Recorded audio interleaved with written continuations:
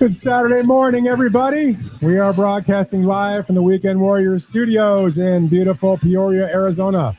I'm Ralph Romano. Alongside my partners in crime, we've got the legendary Philip Amorine and Mr. Luke Wright. And this is the Weekend Warriors. Yes, and if you would like to join us and interlock your fingers with our show. That's fun. Thank you. You can get those fingers moving on the screen with whichever social media outlet you are currently watching us on the live stream on, whether that be YouTube, X, formerly known as Twitter, or Facebook. Not Instagram, but let go. Yeah, they won't. Yeah, nothing will let us go of that. We will get to that. Yes, and we will get to much more. Of course, we've got a bunch of NFL stuff, both inside the lines and outside the lines. We've got some NHL stuff. Ooh, and then, of course, we got some baseball stuff. We might talk Dodgers this week. We might. Very lightly. We might sprinkle a little Dodgers in there. And we've got NHL. Yes. He did say that. I know. I wanted to say it the right way, though. We've got NHL. Yeah, we don't know what the puck is going on. These guys don't even know what NHL means. I've got my own NHL story I'm going to bring up. But we have to start with where we left off last week. We said goodbye. Well, yeah, that is where we left off. We said goodbye. But we all say hello to the newly crowned, very tall Michigan Wolverines champions of NCAA men's bracket. Congratulations. This is the first time in a while I feel like the champion who has won would have won had it been any regular playoff format that we normally associate with any other sports league, where it's not just March Madness, where it would have been a best of 7 or it would have been a regular playoff system that we're normally associated with seeing instead of just one-offs across the madness, and you just got to get through however many games in order to just win. This feels like the first time in quite some time for college basketball that I feel assured that they would have, that they were probably the best team from start to finish. Interesting. I don't know if I would agree with that, but feels right. I mean, I don't know if I'd say that. I think Florida last year was good. I think UConn the 2 years before Florida last year took a while to get there, but they got there. They got there. Michigan, to me, just felt like the best team from start to finish of this college basketball season. I think that they certainly showcased their size throughout this tournament, even when it came up against Arizona. I know that we left before that demolition derby happened. My goodness. Arizona, that game was supposed to be the true decider of championship. At least UConn was scrappy. I mean, it felt like an insurmountable 5-point lead at times, but at least it was 5 points as opposed to Arizona just absolutely getting the doors blown off from the very tip off. You know, it was crazy.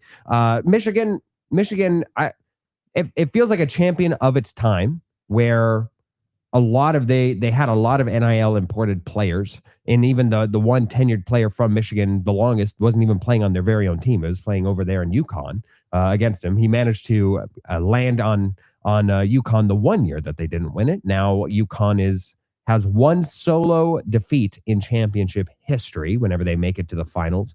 Look, a couple angles we can go from here. The game itself is where we can start. I thought it was a rock fight. I thought it was one that the only thing that kept the Huskies in the game was their championship pedigree and Dan Hurley yelling his butt off to the officials and anybody in between. But in the end, Michigan was just looked insurmountable, just unbeatable for this entire tournament, let alone this game. Absolutely. I think this was a great tournament overall. I think it finished off with a good game. Even though, yes, it did just feel like UConn could never quite get over that hump. But it, again, like you said, it was competitive. It was close. UConn having that championship pedigree, I think, really is what made it such a fun game to watch. U of A rolled over and died once they had UConn, to their credit, persisted till the end.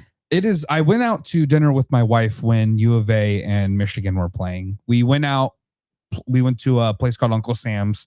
There were TVs. We were watching it. It was that we saw them kind of get that run to like cut it down to, I think, like 5 or something. So we were like, okay, it's going to end up being a good game. That's good. That's good. We left the restaurant. We went to go run errands somewhere else. I checked up the score on my phone. I was like, what the heck happened? They're already down 20 again, and they just never were able to make a comeback after that. They even said it after the game. The lack of 3-point shooting's what killed them. Michigan did what they wanted to do, but better. And I think that's what Michigan knew what it wanted to do. It consistently executed on it. And now they get to raise the title. And I think if they did it this year, I'm not going to crown them next year's champs already, but I'm not seeing any real issues with them like starting to put together a few more deep runs in the tourneys to come. Is anyone else out there in our world? Were you bored with this tournament? There were about 7 other. I was bored with this. This tournament, it just bored me. I don't know what it is. Like, you guys are sitting there talking about the tournament in Michigan. I'm sitting there going, yeah, I don't care. Ralph, I don't know why. I used to love it. Are so right. Am I? I completely agree with you, actually. Really? I thought it sucked. I thought the tournament as a whole was terrible. I didn't even watch the championship game. Dude, I didn't watch the championship game. I didn't even turn it on. I had no interest. Because you knew the result? No, because I had no interest. There's something about basketball as a whole that's really starting to lose me. And I don't know what it is, but college basketball wasn't as much as the NBA is really losing me. But there's something about the sport that I'm just starting to go, man, I just don't enjoy watching it anymore. That's interesting about basketball as a whole. I think that's a commentary that we can have outside of this and a discussion we can have around this. Specifically for college sports, which is something I wanted to talk about and touch on. I do think we are now fully in the era of NIL. And where it has shown itself is that there feels to me to be no more opportunity for Cinderella to exist specifically in the NCAA men's bracket. I think it can still exist in the college football playoffs. I think that's somewhere where we can have a team change its fortunes because depth matters so much. Injury happens with so much frequency that injuries and depth matter tremendously. That once you get past the first line of talent, you could just injure yourself away out of a good season.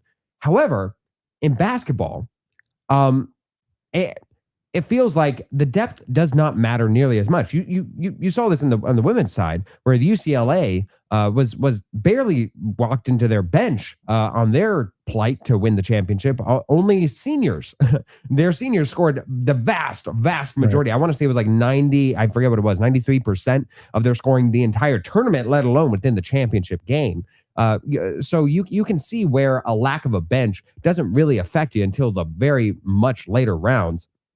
And look at like the path that Arizona took to their whooping that they got in the Final Four. They had to beat Long Island. I mean, of course, that's a 1-16. No challenge. Utah State was who they met in the second round. So that's a 12-point win. They beat Arkansas, which has Calipari, so you got name recognition. Okay, but it was still a 21-point victory. And then they finally met Purdue, who I never held real value in. They had an easy portion of the bracket on their way to meeting Michigan. They did not have the same journey that UConn had. So I think that's why we memorize and have such fond memories of UConn specifically. But specifically to your point, Ralph, on where it's boring, is that there were a lot of blowouts. And I want to say historically, the most blowouts we've seen as of in the tourney's history is in the more recent times. We've seen it in the past 3 seasons alone. I believe that they are ranking they rank in the top 4 all time of most blowouts occurring in a tournament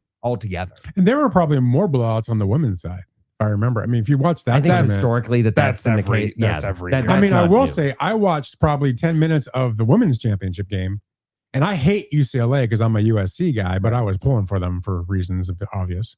And I'm very happy that they beat the crud out of South Carolina. Right, yeah. You can never figure out why unless you watch the show. But anyway, I was happy for UCLA for that reason. But it was such a blowout. It seems like every time I turned a women's game on, and I do actually like the women's game.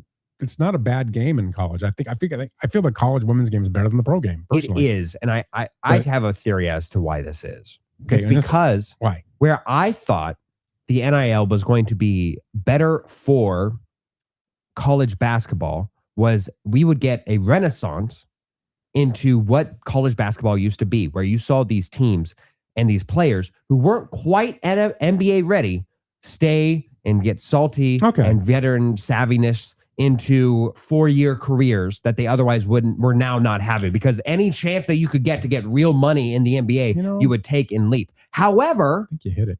Yeah. However, where it is now is they are still having those 4-year careers, but not all with one team. And that's where you get these brand identities. And the teams in the women's side of the bracket, if you have name recognition, brand recognition, those teams, those universities are spending up, they're ponying up the resources to keep those teams together, because it's a bunch of the have and have nots. And those teams that have the resources are able to get that talent anyways. And you're only seeing the sterling diamonds from the lower tier teams going to join the brands of the top. That's why you're seeing such a discrepancy, and why there's much more interest later on in the women's bracket, because the first couple rounds, it's just whittling out the wheat from the chaff. But in the men's tournament, those players, they have much more volatility in where they're transferring from. Again, I'll point to the player that was playing for UConn this season that had played all his previous years and seasons in Michigan. There's no loyalty. There's no recognition paired along with the university that we had even in Michael Jordan's era, where he spent all 4 years in UNC, Hakeem Olajuwon, and the like, to where you saw Patrick Ewing. You saw these players stay their entire college sports career in college. And so you held them along to their college. And now all you've got is brand. All you've got is colleges. All you've got is how far the blue bloods can carry you. And that's why. So I'm going to cut you for 1 second. You make a good point. I think you hit it, right? All this moving around, right? First of all, 2 things. The 1 year and done thing, I hate. I hate that in basketball. They play a year and then they go try to go pro. I can't stand that. I think it needs to change. And then secondarily, I hate the 1 year to go to the next college, then go to the next college, and go to the next college. I don't know if you guys saw this, and I am not one that promotes governments ever getting into sports. I think they should stay out of sports. But I do like this. There was an executive order signed. Did you guys see that? Yeah, I saw. And part of that order was what's called the 5-for-5 model, which basically you have 5 years to play 5 seasons, and you allow one single transfer during that 5-year period, and that's it. Additional transfer can be allowed for different things, but it's typically a one-time transfer rule and 5 years eligibility. I like that. Go ahead. I think you said you saw this too, so feel free to either of you answer. Does it say that you can only enter the portal once, or that you can only actually transfer once? Because for me, that is a difference, to where I am much more open to actually transferring once, as long as I'm able to enter the portal and acquire all the bids for my services. It just allows for a single one-time transfer during that period. I would imagine then you could enter the portal multiple times. Oh, okay. I think you can enter it multiple times as long as you only actually transfer once. I think this is a great idea, because we talk about how the NAL has become the Wild West, right? And we need to start putting some rules around it. I think this is a really good one.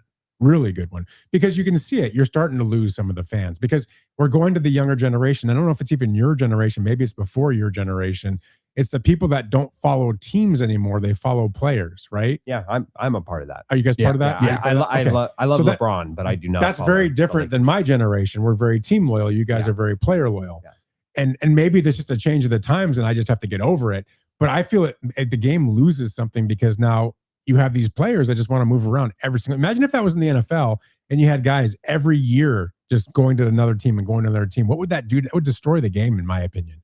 You have to have some kind of a identity and a loyalty for a period of time in order for it to get fans behind it, in my opinion. When you start seeing players constantly moving around, I just think that hurts a lot. I think we're seeing that in college sports. I think college, by definition, is normally different, because in every other sport, I think the university as a brand is able to carry viewership alone. You look at NCAA football, people follow Bama. They unless you get a heritage starter and eventually you figure out who he is. Like Jalen Hurts, nobody was outside of Jalen Hurts' family was following his path towards the NFL, where they cared that he was necessarily an Alabama quarterback, then a Boomer Sooner. Luke only cared about Jalen Hurts the moment he became a Boomer Sooner. He only cared about Kyler Murray when he was a Boomer Sooner. So I care about him as a Cardinal. But yes, in college, I only But I get that. That's like having a kid in sports like I do. I care about the team my son pitches for. But do you? I'm not loyal to that team because if he moves to another team, now I'm loyal to that. I'm loyal to that next team. But if he stayed his whole entire college career with one university, then I'd be all about that university. And same with his professional career. If a professional team did right by him, held him in the entire time, and he was even if he was a Padre his entire time. Yeah, I would be a Padre. The minute he signs the Padres, I'm a Padre. But I think the key difference here is I'm fine with the 5-year thing. I do think that it's getting ridiculous. The moment we get to Bo Nix and it's like 8 years. Yeah, once we start getting the 7, 8, 9 years of you in college, it's ridiculous. It's absurd. We're done. Especially now that you can make money for the 5 years you're in. Yeah, you get 5 years. That's it. I don't like the one-time transfer thing. At the end of the day, I agree. When you're in a professional league, it's so different solely because you will, if you're lucky, you will be playing 5, 10, 15, 20 years in that league. You will have your own choices. You will be making a ton of decisions just throughout your life. I think that's fine. In college, especially if we put a limit on it, if you're only there for 5 years, and most people will not be there for 5 years. Yeah. A lot of them will only be there for 1, 2, or 3 years. And I do agree something should be done about one and done rules. I'm actually fine with just letting them go straight to the NBA again. But agreed. But either way, like to me, that's the key difference here is there should be a limit on how many years you can be in college. But at the end of the day, I do think when it comes to college athletics, people don't necessarily root for the player. They don't really care about the player until they get to the professional level. That's changed. I disagree. I think that's changed. I think you're right that's how it was. When he says people follow Alabama, yeah, I think there's a generation out there still that follows Alabama no matter what, right? In football, because that's what they were born in and raised. I guess Alabama's a really harsh example, but anyway, I think the younger generation, as they're growing up, they're not about that anymore. They don't care about Alabama. They get attached to players. At the pro level, I agree. I agree with you on the pro level. But at college, like I still, because of the NIL, because of the spotlight on these guys, Arch Manning. People became Arch Manning fans. They didn't care about Texas. They care about Arch Manning. I don't think that's true. I've seen people followed Arch Manning because of his name, but people are always going to be like, I do not like, I'm kind of rooting for Jordan Tyson because he's, I am rooting for Jordan Tyson, Fear the Fork, because he's a Sun Devil. If he played for any other college, I wouldn't care. But because he played for ASU, well, if he played for Oklahoma, I'd probably care. But that's okay. When it comes to college, I still think it is based off of the brand in the college. The majority of people, even our age and younger, we follow Arch Manning because his last name, but I don't think that many people, honestly, I think more people dislike Manning than like him right now, especially after how that first year of Texas went. Of course, yeah. But I think that's the thing is most of the time you don't pick an athlete until they get to the pros, because you don't even know if they're going to make it to the pros, how long they'll be a pro. You normally, when it's still college discussion, you typically pick a college and you root for that. And I think NIL is actually in some ways making it more likely at the college level to pick a college, because you are not going to, you're going to go through so many players so fast. You don't think you're going to have more bandwagon fans now with the NIL because they're going to follow? Because the flow is, I think the days of the dynasties in college are over with the NIL. It's very hard to have a dynasty anymore. So you're going to have wherever the flow of players go every year. And I think you're going to have bandwagon people that are going to follow that flow and say, okay, Indiana had bandwagon fans last year because of all they did. This next year, whoever it's going to be, you're going to see all of a sudden a flow of bandwagon fans to that. I think you're going to start seeing more and more. And we always have bandwagon fans. But I think you'll see more and more of that at the college level. And when it comes to you saying you don't like the idea of one and done, I think one and done is important, because I think if you commit to a college, experience through my son, you get recruited like crazy, you make your decision, you go to that college. There's a good chance a lot of times you find out, wow, that was a bad decision because that coach was full of crud. He promised you things that were never real. So you should have the ability to get out of that situation. Yes. One time. And that's it. Not every year. One time. I think that's what it needs to be. I know you disagree, but that's just how I feel. One last thing, and we can put a button on it. I think that it matters that we make the distinction that college is the incubator and generator for brands as far as aligning those with players, not high school. Very, very, very rarely. That's why we point out Arch Manning, because in reality, it wasn't even his high school tape. Like, I think the only player I can think before Arch Manning that I knew coming out of high school was Derrick Henry. And that was because of how crazy stat lines that he was able to do. Oh, you're just talking NFL. No, I'm saying coming football. Yeah, coming out of high school into college. That's the only other player I could think of that had a brand, had a name attached to him. In all of sports, or are you just saying football? I'm saying in all of sports. LeBron had one, didn't he? LeBron, well, he never went to college. Zion? No, high school. Zion. You knew about Zion heading into Duke? Yes. Yeah, he had a brand. Absolutely. He was because he was supposed to be the next LeBron. Because of how how high school basketball is now done at the high school level. It's different, right? It's not about just the high school teams. You have the high school team and then you have the national teams. And some schools have two teams. They have a national team that actually travels all over the country and plays in those big tournaments. And then they have a group of kids that play their local games, their high school games. It's changed dramatically in high school. That could happen in football next too. The high school game is going to change dramatically in the next 5 years. You're misremembering. It was RJ Barrett who was supposed to be the better prospect heading into Duke. It was Zion and RJ Barrett were both 5-star recruits, but it was RJ Barrett was rated higher. But Zion's the one I am remembering. He was maybe I'm getting it wrong on the prospect thing. Yeah. But Zion is the one I'm remembering because of how massive and how much of an athlete he was. I was definitely hearing about him before he even played one game at Duke. Correct. Aren't you doing that? Aren't you hearing that now? They're pubbing high school guys like crazy now.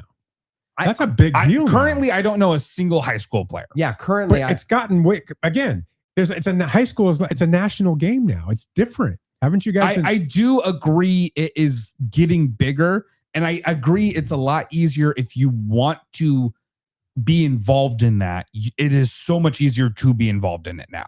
More things are being streamed online. There's more resources to find those top high school players. So I agree that yes, the high school game is becoming more nationalized with all of the AAU stuff going on and just travel teams as a whole. I don't know how many of them are really reaching the levels that we're talking about here, but I agree that it is so much easier to get to that level. There's a little private high school right down the street that has a national team that they recruit people in from all over the world, not just this country. Yeah. And I can go pull the names, but a lot of these guys now are playing at D1 college level because they get drafted in a sense, which they do. They get drafted into these colleges. And it's just a tiny little, probably 200 person high school that has this team that goes all over the country. It's insane. You have to be within those circles. I don't know. I do agree with that. Yeah. If you're not in that circle looking for high school athletes, it's very unlikely you're going to find it. Zion, I really only started to hear about before Duke because ESPN was playing his high school games.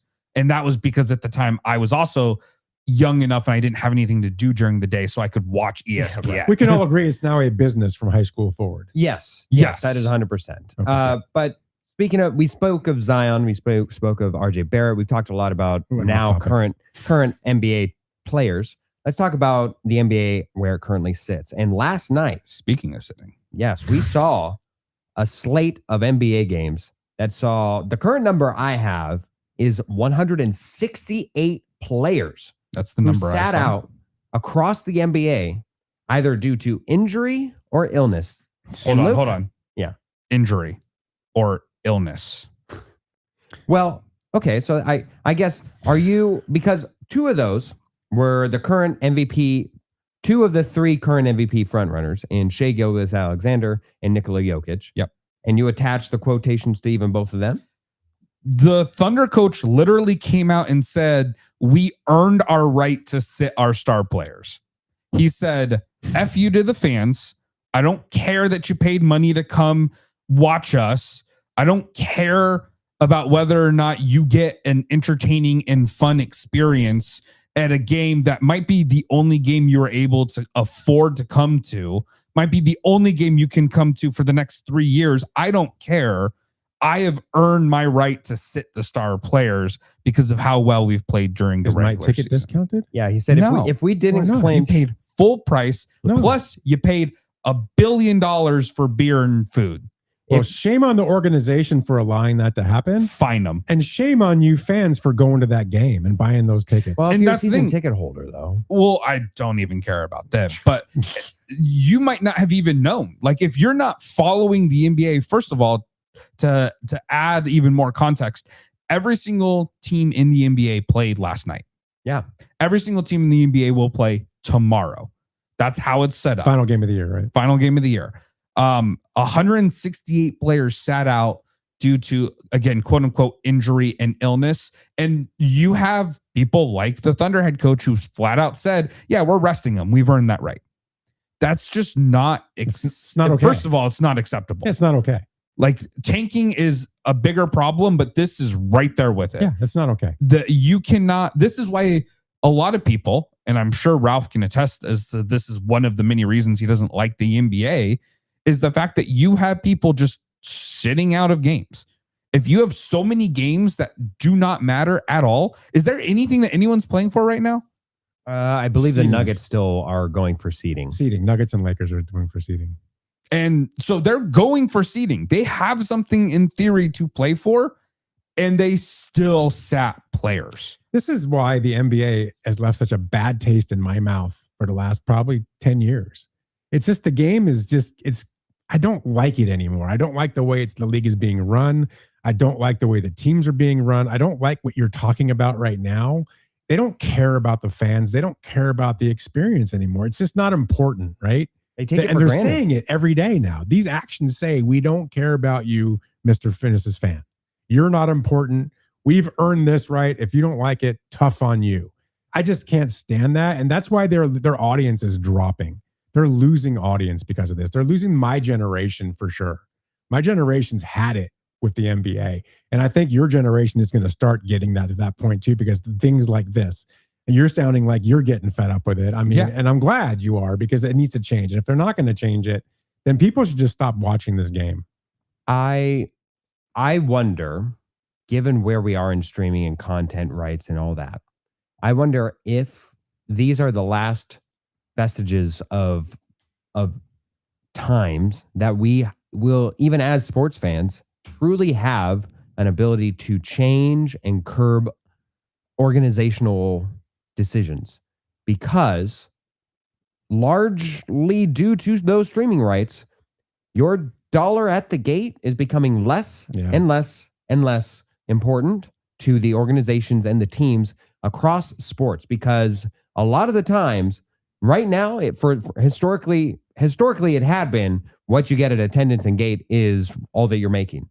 Then it kind of transitioned into where we were about 5-10 years ago, where those streaming TV deals, that's taking care of your entire season. Now what you get at the gate is all plus money and management. It is all just fluff money. It is all gravy. We are getting so high on the streaming TV rights across sports, for the four major sports at least, to where you might be not only able to secure all of your expenditures by just streaming rights alone, you're probably going to hit a profit from day zero as a sports league. And that independence, that authority that they have, we've seen them wield this power. How many weeks in a row have we talked about the Milwaukee Bucks and their decision to sit Giannis, even though he's had public gripes voiced through the NBA Players Association that says the team is not allowing him to play, even though he is fully healthy. Again, another disrespectful slap to the face of you as the fan, especially mostly to the season ticket holders who are not electing to go to every game, or who don't have a chance to elect in or opt in or out of certain games, who have no movability. You're not giving them refunds. This isn't even Broadway. At least Broadway, whenever Josh Groban's going up there and performing for everybody, you get an opportunity as a heads up, first of all, and then second of all, they'll give you like, hey, if he's not performing tonight, we'll give you a refund. You can come back another night. Chances are you won't be able to. You'll still stick around for the understudy. Right. But that doesn't happen when Giannis sits out. Whenever Giannis or LeBron or Luka or SGA for their number one seeded clinching time, they get to sit out with no repercussion, no payback for the fan. It's spiteful. And to say as if there's some entertainment factor outside of what you're going for on a star-driven league such as the NBA, and you're holding those very stars out is shameful. Shameful. I think that something we're going to see here is there's going to be a bubble.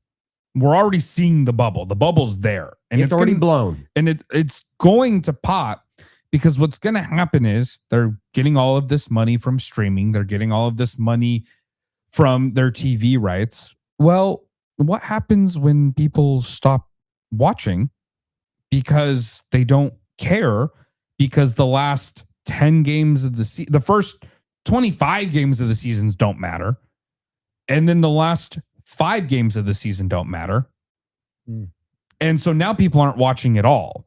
And so now the streaming services and the TV contracts are like, well, why am I paying this insane amount of money for games that people don't care about? Because at the end of the day, when it comes to the playoffs and the championship, that's not going to probably be, I don't think that's sold to a streaming service. I think that's still a network. So I'm just wondering what's going to happen when that kind of bubble pops and the streaming services who are signing up and the local broadcasts, like we've already seen Bally Sports go under. They were holding like 34 markets, I think. So like we're going to see that. That definitely affected MLB. I mean, part of the reason why the Dodgers are the Dodgers is because they're the last team essentially to have an old heritage grandfathered in TV sports media deal of the old type where it was just this exorbitant fee. And to their credit, they're utilizing it tremendously. Yeah. It's just smart, that's all. Yeah. But to kind of put a bow on my point here, this whole thing could be solved if you don't care about your get-in prices and your ticket prices anymore because you're just going to rely on your TV contracts and streaming contracts. Remove games. Remove 20 games off of it. Go from 82 to 62. Never. Every game matters. You can then charge more for your streaming and TV rights because now every game is actually going to be interesting and every game will have consequences and they can't afford to sit out so many games because it's actually going to matter more. You know, that thought occurred to me where I was like, I think what tanking, what sitting out, what all these problems are really just highlighting is that you have a volume problem. Like we keep coming back to it.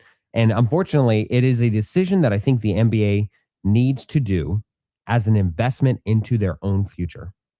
That it might hurt them right now. I agree that they might be able to charge more by essentially just standing pat. I don't think it will grow anything. Why?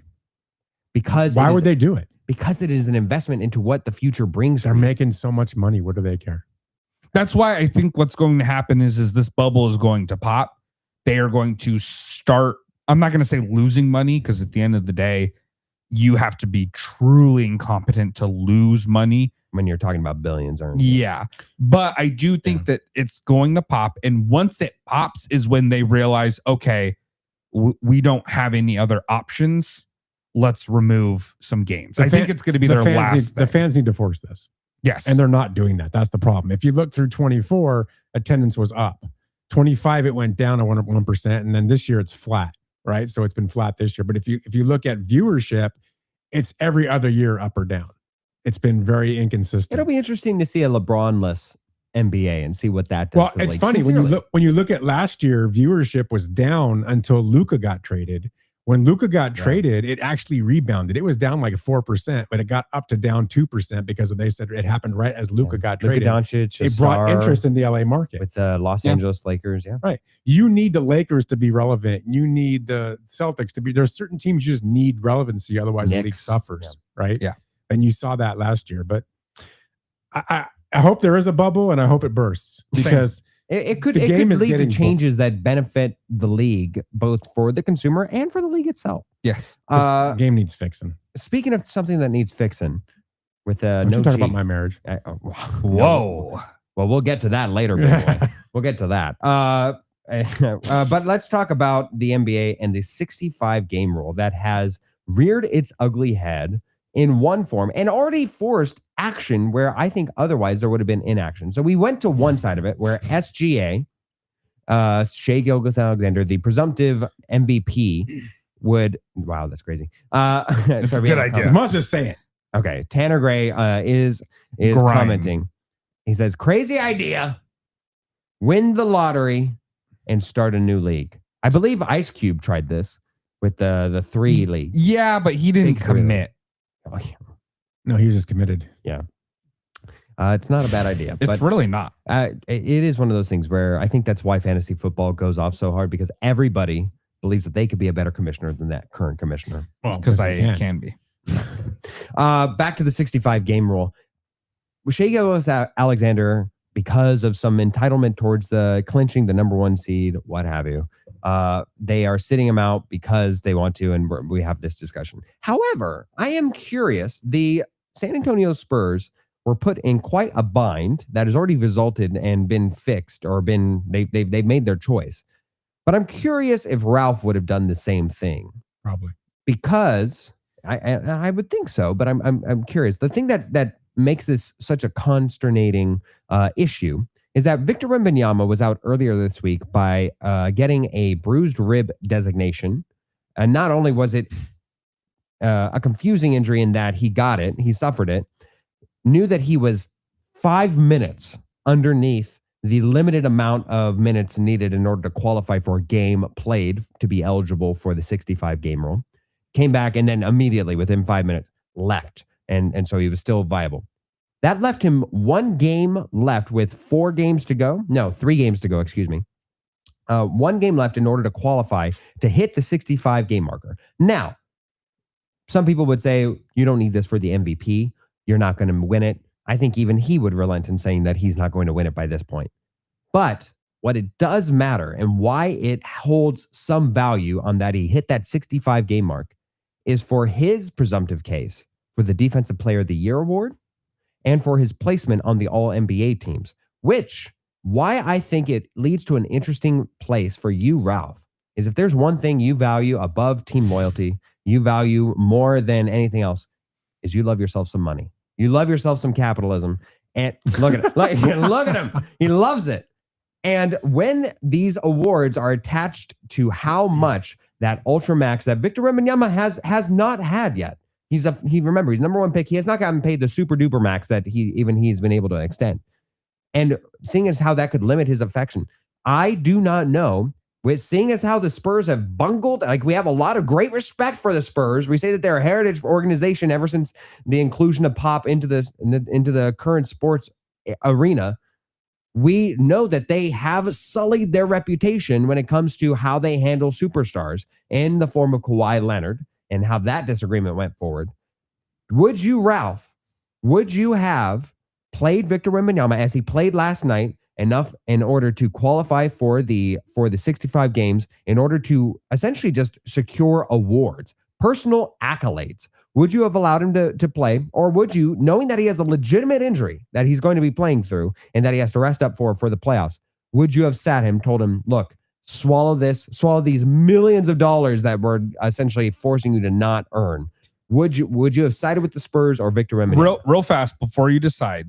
The difference between a standard max contract and a super max contract. Mm-hmm. You can get, instead of 25% of the salary cap, you can have 35%. 10%. Instead of a 5% annual raise, it bumps up to 8%. Instead of 4 years, it's now 5 years. So basically, if you had a hypothetical salary cap of $20 million, sure, and you had a standard max contract, you could make $30 million. Okay. With a super max, it is $42 million. Okay. In that hypothetical scenario. That's a big chunk of change. There's the business person in me that would say you absolutely do what he did because you want to get every penny you can get. Of course. And then there's the human moral side of me that said, absolutely not. You won't do that. Your health is more important than a few dollars, because how much money are you going to make in your career anyway? Give me a break. What's this going to really matter when it's all said and done. You can look at that. How important is the money to you versus how important is your health in the long term? But I'm placing you in the role of the decision maker on behalf of the Spurs. I am a business person. I always have been, and I always look at the dollar. Yes, you have. But I do have a very strong moral side to me. You do. That no one knows about. No one. He hides it so well. I do have a very strong moral side to me. So for me personally, I mean, if I ran the Spurs, I probably would have went down and had a conversation with him to talk him through it. I know what he would have probably said is, I want to play because I want the money. And also the accolades themselves. I mean, to have a Defensive Player of the Year award is no small feat. Like that is worth a lot. I mean, I have to look at my investment though.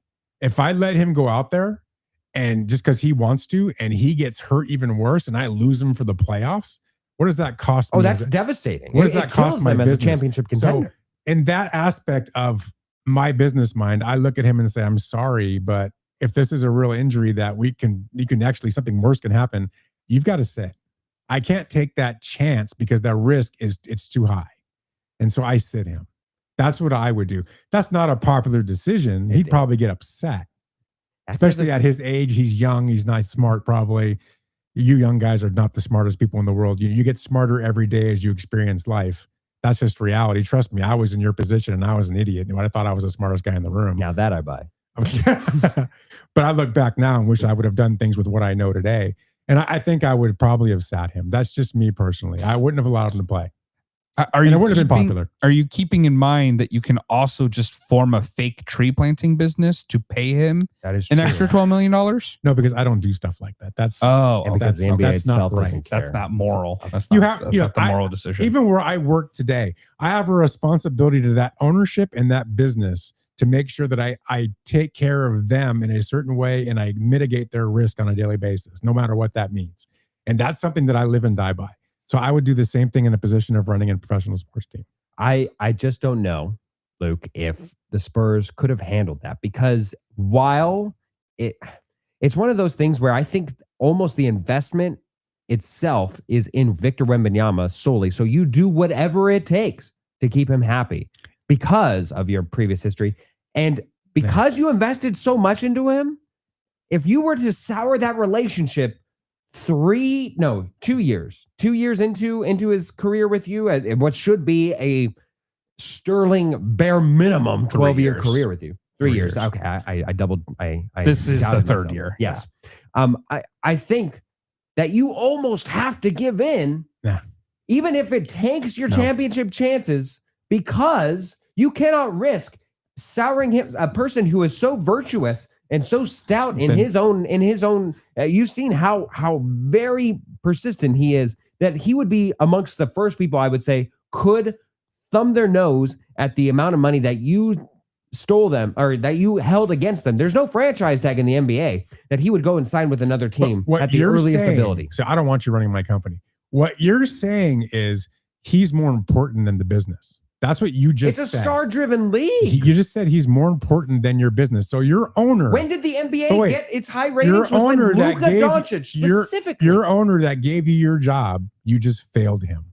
And he should fire you because you put the player above the team. He should also fire you if you made a decision that causes Wemby to sign somewhere else. It doesn't have to cause him. You can do things. How much money is this going to cost him? $10 million? No, because it would be $12 million a year. And also if you account for that last year, it would be probably be close to $100 million for 1 year, for just doing this one time, yes, just 1 year. For one game, for 1 year, yeah. Yes, if he does not get all NBA, or you have to think it's probably at least 10 million for the first 4 years, and then you account the 60 million. But he can get it next year, and you can take care of him then, right?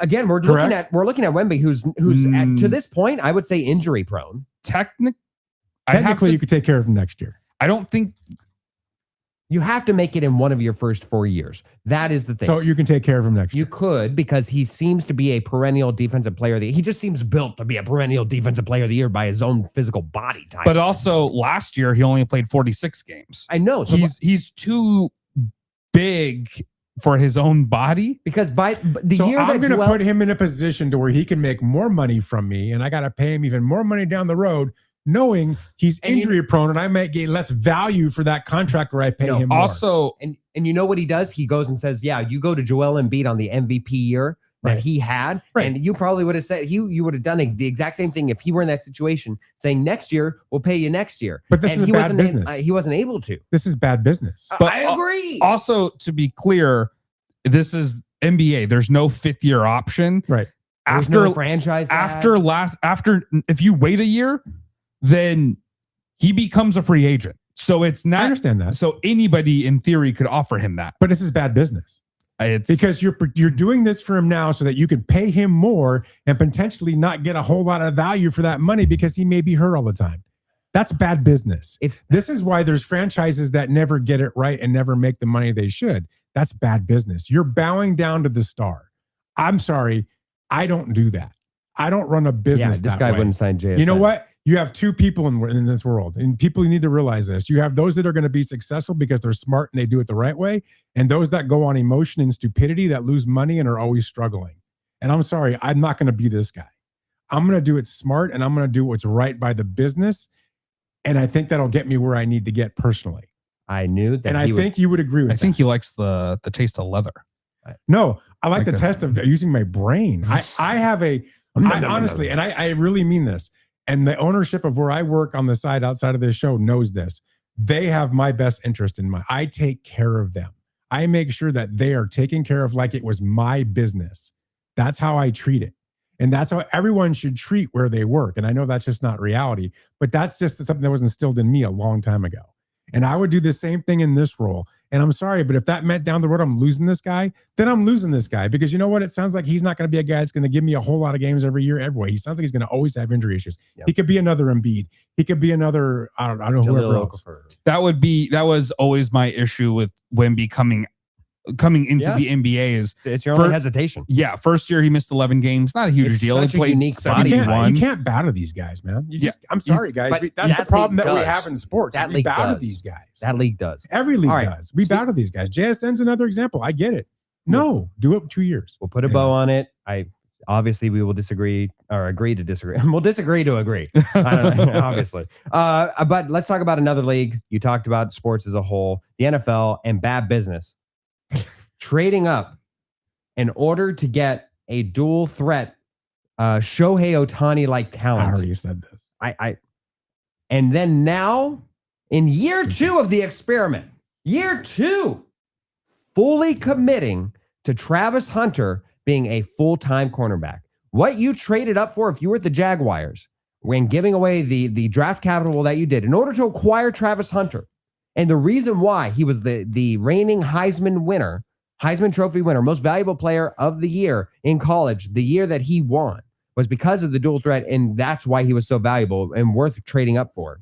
And you've already reneged on that decision and committed to him being a full-time cornerback. Now, there is still value in that, but you see the maximum value there is probably what? Christian Gonzalez? Do you think, and that's just such a different value. Nobody's traded up for Christian Gonzalez. The Patriots waited where they were and got him where they got him later in the first round. Luke Wright, do you agree with the Jaguars bailing out, just hosing out the water after an injury-plagued year on year 1 with Travis Hunter and also him not succeeding at trying to commit to 2 roles, both sides of the offense and defense? Do you agree with them on him committing to him to strictly being a cornerback? Philip, do you understand what sunk cost fallacy is? I do, but go ahead and explain it to all the other incompetent boobs. So I can't wait for me to explain this incorrectly. Sunk cost fallacy is just basically the concept of I put so much into this, I have to continue to put more into it because I've already invested so much into it. Good money after bad. Yeah. Like marriage, yes. Not going to touch that one. So it's like marriage.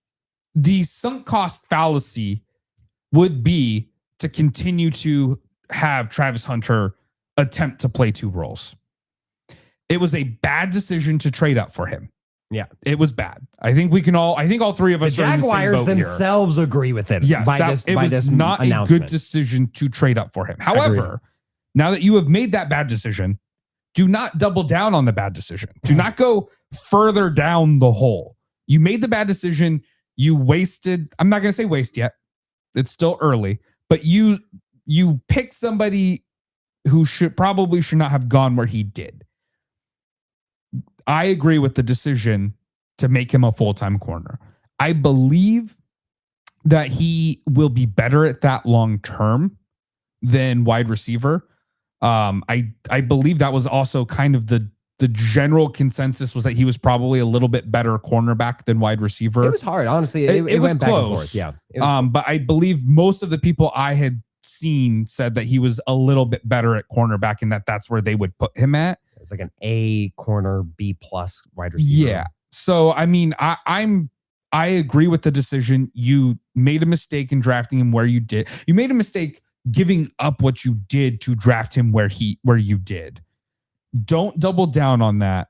Just take your lump, move him to corner, hope that he can become a lockdown number 1 cornerback and move forward. To me, that is what you have to do here. Don't continue. It just doesn't work. Nope. We've seen it over the course of the year. He wasn't even healthy enough to do it over the course of a year. It's not going to get easier. Oh my gosh. Ralph, do you remember what this trade was? This trade was moving down from 5 to 2 to pick Travis Hunter with the second pick of the draft, giving up a second rounder and giving up a fourth round, swapping fourth rounders. Yeah, and you at the time were not in favor of this move. No, I'm still not. I think this was a terrible move. Said it then, say it again. Why are we kowtowing? Again, this guy was out there touting that he wanted to be a two-way guy. You shut your mouth. If I draft you, if you're lucky enough that I draft you, you will do what I tell you to do because I'm paying you. And every scout out there said this guy is a cornerback 1, right? That was the take on him. He had elite ball skills as a cornerback. He could be that shutdown corner. He could be that guy. He was a good receiver. He wasn't bad, but he was a cornerback at the NFL level. And that's what you should have told him when you were getting ready to draft him, when you interviewed him, said, hey, this is what you're going to be when you come here. Do you not like that? Nope, I don't like it. All right, you're off my board, dude. Simple and done. I'm not going to deal with it. I got a name for you, Bo Jackson. Probably the best athlete I've ever seen in my lifetime, right? Up there, top 3 unquestionably. Great baseball player. Great football player. If he would have just focused on one sport, he would have gotten a lot longer career probably out of Bo Jackson than you did what he did because he was killing himself. I don't care what anyone says. You got to get your body right for 2 different kinds of sports, 2 different kind of movements, 2 different things. Especially at the running back position. Right. Taking a beating the way he ran, plus having to go out and play ball. I mean, it's too much. Focus on one thing. You probably would have got a lot more years out of him. Didn't Bo get like a Theismann injury where it was just freaky and he got nailed in the hip going out of bounds in a game? Yeah. Oh, that's right. It was out of bounds. It was a travesty. But my point being is, why are you letting this kid dictate what you're going to do? That's just stupid. And if you were just doing it because you wanted to have this special thing and you were trying to sell tickets, I get it, but it's a stupid decision. Now you got to look him in the eye and say, that's it. This is all you're going to do, like it or not.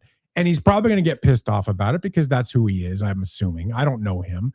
And then you probably lose him after 4 years or whatever it's going to be. But whatever. This was a bad decision. He would have never moved up on this guy, never allow them to dictate what they're going to do coming into your team. Why would you have I don't understand why you would have even a culture like that. Why would you let a rookie come in and tell you what's going to be? What's your point of that? Would great coaches allow that? Would Mike McDonald allow that? Would Sean Payton allow that? I think Sean Payton would have let him try it. But Sean Payton looked at Russell Wilson and said, you know what? I don't like you. You're done. He did. I mean, he got the job by selling like, I can fix Russell Wilson. Right. First day on the job. This is unfixable. This is over. It's his way or no way. So why do you let this guy come in and start dictating what he's going to do? I think that's ridiculous. Because the talent was so salivating. Look at Shohei Ohtani. Before Shohei Ohtani, it was unfathomable. Freak of nature. Unfathomable. Freak of nature. And I would argue that what Travis Hunter provided is a freak of nature. No. The fact that he did have a small, albeit small, proof of concept in that he did it Colorado. at college. And he won a Heisman for at his a efforts. low-tier college. And the elite tier that I can put him in is that his conditioning was out of this world. The fact that he was able to do it You know even why to a they did lesser this? level. They looked at him and said, man, you made even Shedeur Sanders look like a quarterback. I guess we'll give you the opportunity because we know that guy is not a quarterback. So we'll give you the opportunity because of that. I'm fine with giving him the opportunity. Yes. Not if he gets hurt, then what? And what Which happened he did. last year? He got did. hurt. He had a Now you season-ending lost him. injury. Anybody, it's football. Anybody can get hurt at any play. What if he's your lockdown cornerback all year last year? What does that change for you maybe in the playoffs? If Maybe he through was the going to get season? hurt, he was going to get hurt. You can't, But- in football, you cannot make every decision based off of whether or not someone will get hurt. Your body breaks down because you have to work twice as hard working at multiple positions. And you're multiple, exposed it's different. twice as much. Yeah. I'm telling you, it's very different. When you start, even for like a Shohei, it's very different what he has to do. It could shorten his career because of all the extra things he has to do. So no, I disagree. I think if he just focuses on being a corner last year and that's all he does, maybe he makes it through the entire season and maybe they actually win a playoff game. Maybe. I if think- wishes were fishes, the world would be an ocean. My If wishes are wishes- fishes and the world is an ocean. Oh, okay. If we had I think where we can agree on, and I think we're on differing opinions. We are on different points on the barometer here. I feel like it was worth a swing because had you hit on it, it would have been a jackpot. Having the next Shohei Ohtani in the NFL and for what that's ability of, that would have been worth what Stop they comparing traded up him to for. Shohei Ohtani. I'm saying had it been. I'm currently he is not. Obviously, even again, the Jaguars have relented. They have given up on that pursuit. Had it worked out, it would have been worth every penny of what they spent. Where I think Luke is saying is it was worth the swing had you not moved up. Had you just been able to get him and not have to also pay additional draft compensation, it would have been even worth it there. Yeah. Where you're saying is that it's absurd that he would have even started to begin with. And I think that that's where we. It's a bad decision by a bad organization. Speaking of bad decisions, moving along to the NFL. We're still there. We never left. Moving along to the NFL fifth-year options. There we go. There we go.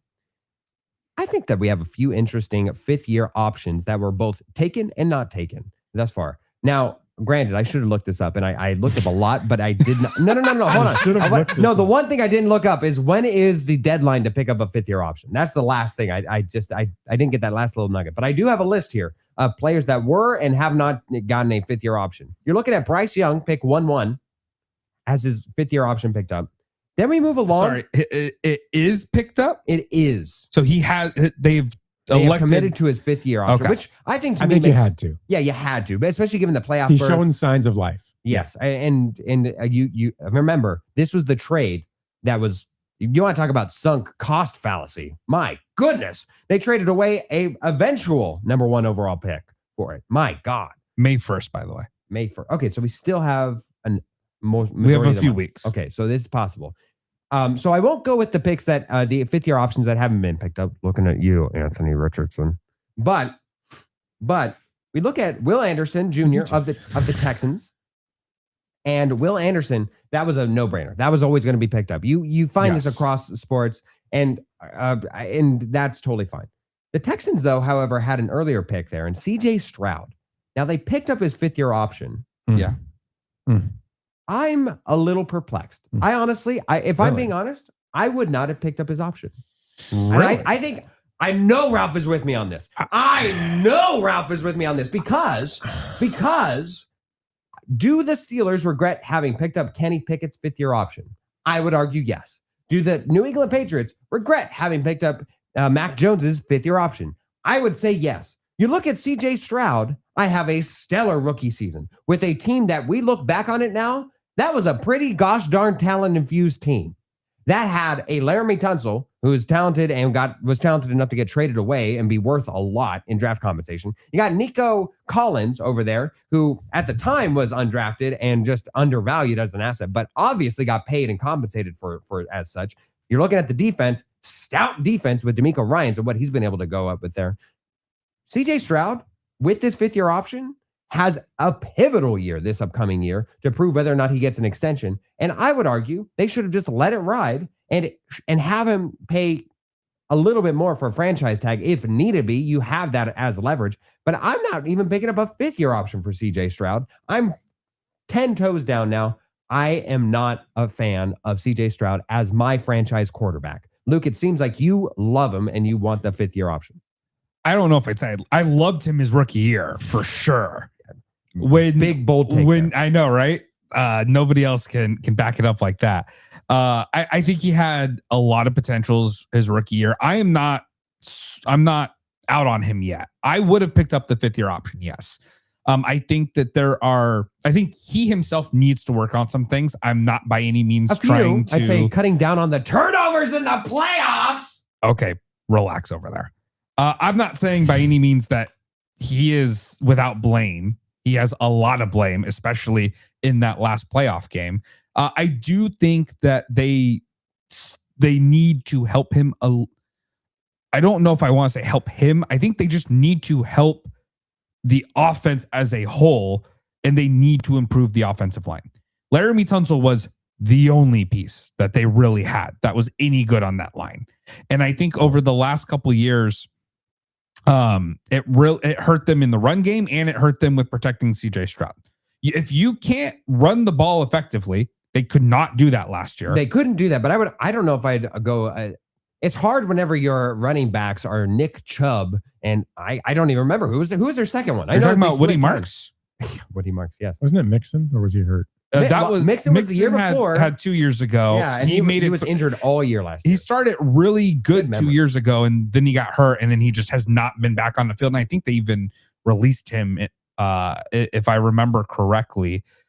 They were like playing coy about it, and then like 2 weeks later, I thought that they released him. But either way, this offense cannot operate relying on CJ Stroud to run for his life and then make bad decisions trying to get the ball to Nico Collins. That's just not sustainable. They did release him. Okay. Like the run, Woody Marks again also showed some very good flashes of potential last year. But at the end of the day, that offensive line is not set up for this type of offense. You can't run the ball consistently. You can't establish a running game. You can't protect your quarterback. So he can't actually make these great deep throws to Nico Collins like we were seeing in his first year and a half. Like, to me, CJ Stroud has earned a 5th year option. And I'm depending upon how much they can build up this offensive line, I might be willing to sign him to an extension in his 5th year. But it would not. The thing is he's going to have to get like a Sam Darnold deal. He's going to have to get a Baker Mayfield deal. I'm not giving him top quarterback money. You're not giving him a Justin Herbert deal. No, unless he comes out and wins MVP. What about next even year? a Tua deal? Tua set a franchise record. Set a contract record for that. And Tua is the perfect example of why you don't do that. I would agree. And now Kenny Pickett to me is the perfect example of what. Wow, that's also good. Ralph, you're with me. I know you're with me. I mean, when you look at his numbers over the last 3 years, they're so blah. They haven't changed. I mean, from year one to year, they're very similar. I mean, the yards have gone down, but really completion percentage was the highest it's been ever last year. The rating was a 93. It's just, he is what he is. I agree there. I think there's a lot of issues around him. There's no doubt about it. But I think he's a serviceable quarterback. I think about it. What's the alternative? Who's out there? That's the problem. Next year, you're going to have a lot of talent coming in. Right. Yes. This is a very mediocre draft. There's not a whole lot. For quarterback specifically. Period. It's a mediocre draft. It's considered a down draft if you really look at it. I don't agree with that. Well, we'll talk about that. But anyway, you hang on to him for one more year. I think you hang on to him for one more year. Yes. And you see what happened. He hasn't, it's not like he's just gone out and been terrible according to his stats. He's been pretty consistent. I mean, his interceptions have gone up, but they did go down last year from 12 to 8 from the previous year. So, I mean, it's not horrible, man. It's not, to me, that's just not horrible. It's not Kyler-esque. It's, it's not Anthony Richardson, who's just a bust. I mean, this guy is serviceable. I think you'd have to do a better job of putting pieces around him. To your point, who's his running back? Right? To your point, who's in front of him protecting him? So, I mean, I think you have to address those issues first and then see how he does before you just give up on him. It's not just the quarterback. You need more pieces. 4 interceptions and a divisional round loss against the... Yeah, he had a bad game. So what? And recorded 5 fumbles. Sam Darnold threw 4 interceptions against the Rams and won the Super Bowl. Doesn't matter. You're going to have bad games. What? Sorry, I thought I was having a technical difficulty that was hitting everybody. No. He had a bad game. No. I mean, so for the season, bad 2 games. What did he throw? 8 picks in the season? In the season, he nearly threw that exact amount in his playoff Sam career. Darnold threw 4 picks against the Rams. What happened after that? They didn't lose a game when they won the Super Bowl. I mean, you have bad games. I'm just saying that his performance in the playoffs against a very, very underwhelming Pittsburgh Steelers defense and team overall, as well as New England Patriots, who got mollywopped in the Super Bowl. Wow. We all knew that they were a charade, a facade, a group of hokey pokies. Because they went against an elite D. I get that. But I'm just saying, I'm not giving up on them yet. And I'm it's not also, a fan, but I'm not giving up on them. And it's also very important to note that this Houston team is never going to be offense first. This Houston under team, DeMeco Ryans' tenure. I mean, for the foreseeable future, this Houston team is looking to build themselves like the Seahawks. They have an elite young wide receiver. They are hopefully going to build up their offensive line and run game, and you're going to have a mid to slightly above mid-tier quarterback, and you're going to rely on your defense to win you games. They don't need to like go out and waste a 5th overall pick next year. I mean, maybe the issue is not him. Maybe the issue is their offensive coordinator. Well, they tried that this past year. But I'm saying that might be the issue. I mean, I think with Seattle, what makes them different, because I think when I think of Texas and Seattle, they're very similar, right? Yeah. Houston and Seattle, they're very similarly built. I think that they were a team that you were a little worried about. If they were to somehow right their ship and get to the Super Bowl. Where I didn't worry about them is I knew their offense wasn't very good. Yeah. But I knew their defense was elite. But Seattle beat them last year, if I remember right. They actually played earlier on in the year. Yeah. Seattle beat them. The Texans started out. The difference, I think, with Seattle was, Seattle's a little bit, they have a stronger line. They have a couple better position players on the offensive side. And I think they have had a way better coordinator on the offensive side. That was the thing that really separated them. So I think if you make a few tweaks on the offensive side of the ball for the Texans, keep that defense intact, because that's a great defense. But they did start playing a little weak toward the end. And I think part of that was the offense just couldn't stay on the field. Oh, right. Yeah. And that just hurts your defense. I don't care how great you are. But I think if you make the few tweaks on the offensive side, I mean, Texans are right there. I mean, that's a good team. That's a really good team outside of CJ Stroud. No, I think CJ Stroud I think if you took a CJ Stroud and put him on the Seahawks, for example, I think he could do a good job with that team, with that line, those weapons. I think he would be a lot more successful than he is on the Texans. I think regardless of I think we can all agree that this year is a pivotal year, as far as contractual, at least, for CJ Stroud and what he will. Yeah, but I think it's a pivotal year for them to make some changes around him too. Because I'll tell you right now, other teams would give CJ Stroud a chance if he were to leave, because they also see what's going on in Houston and they go, okay, there's issues there. They're not building around this guy. You got to give him someone that can run the ball.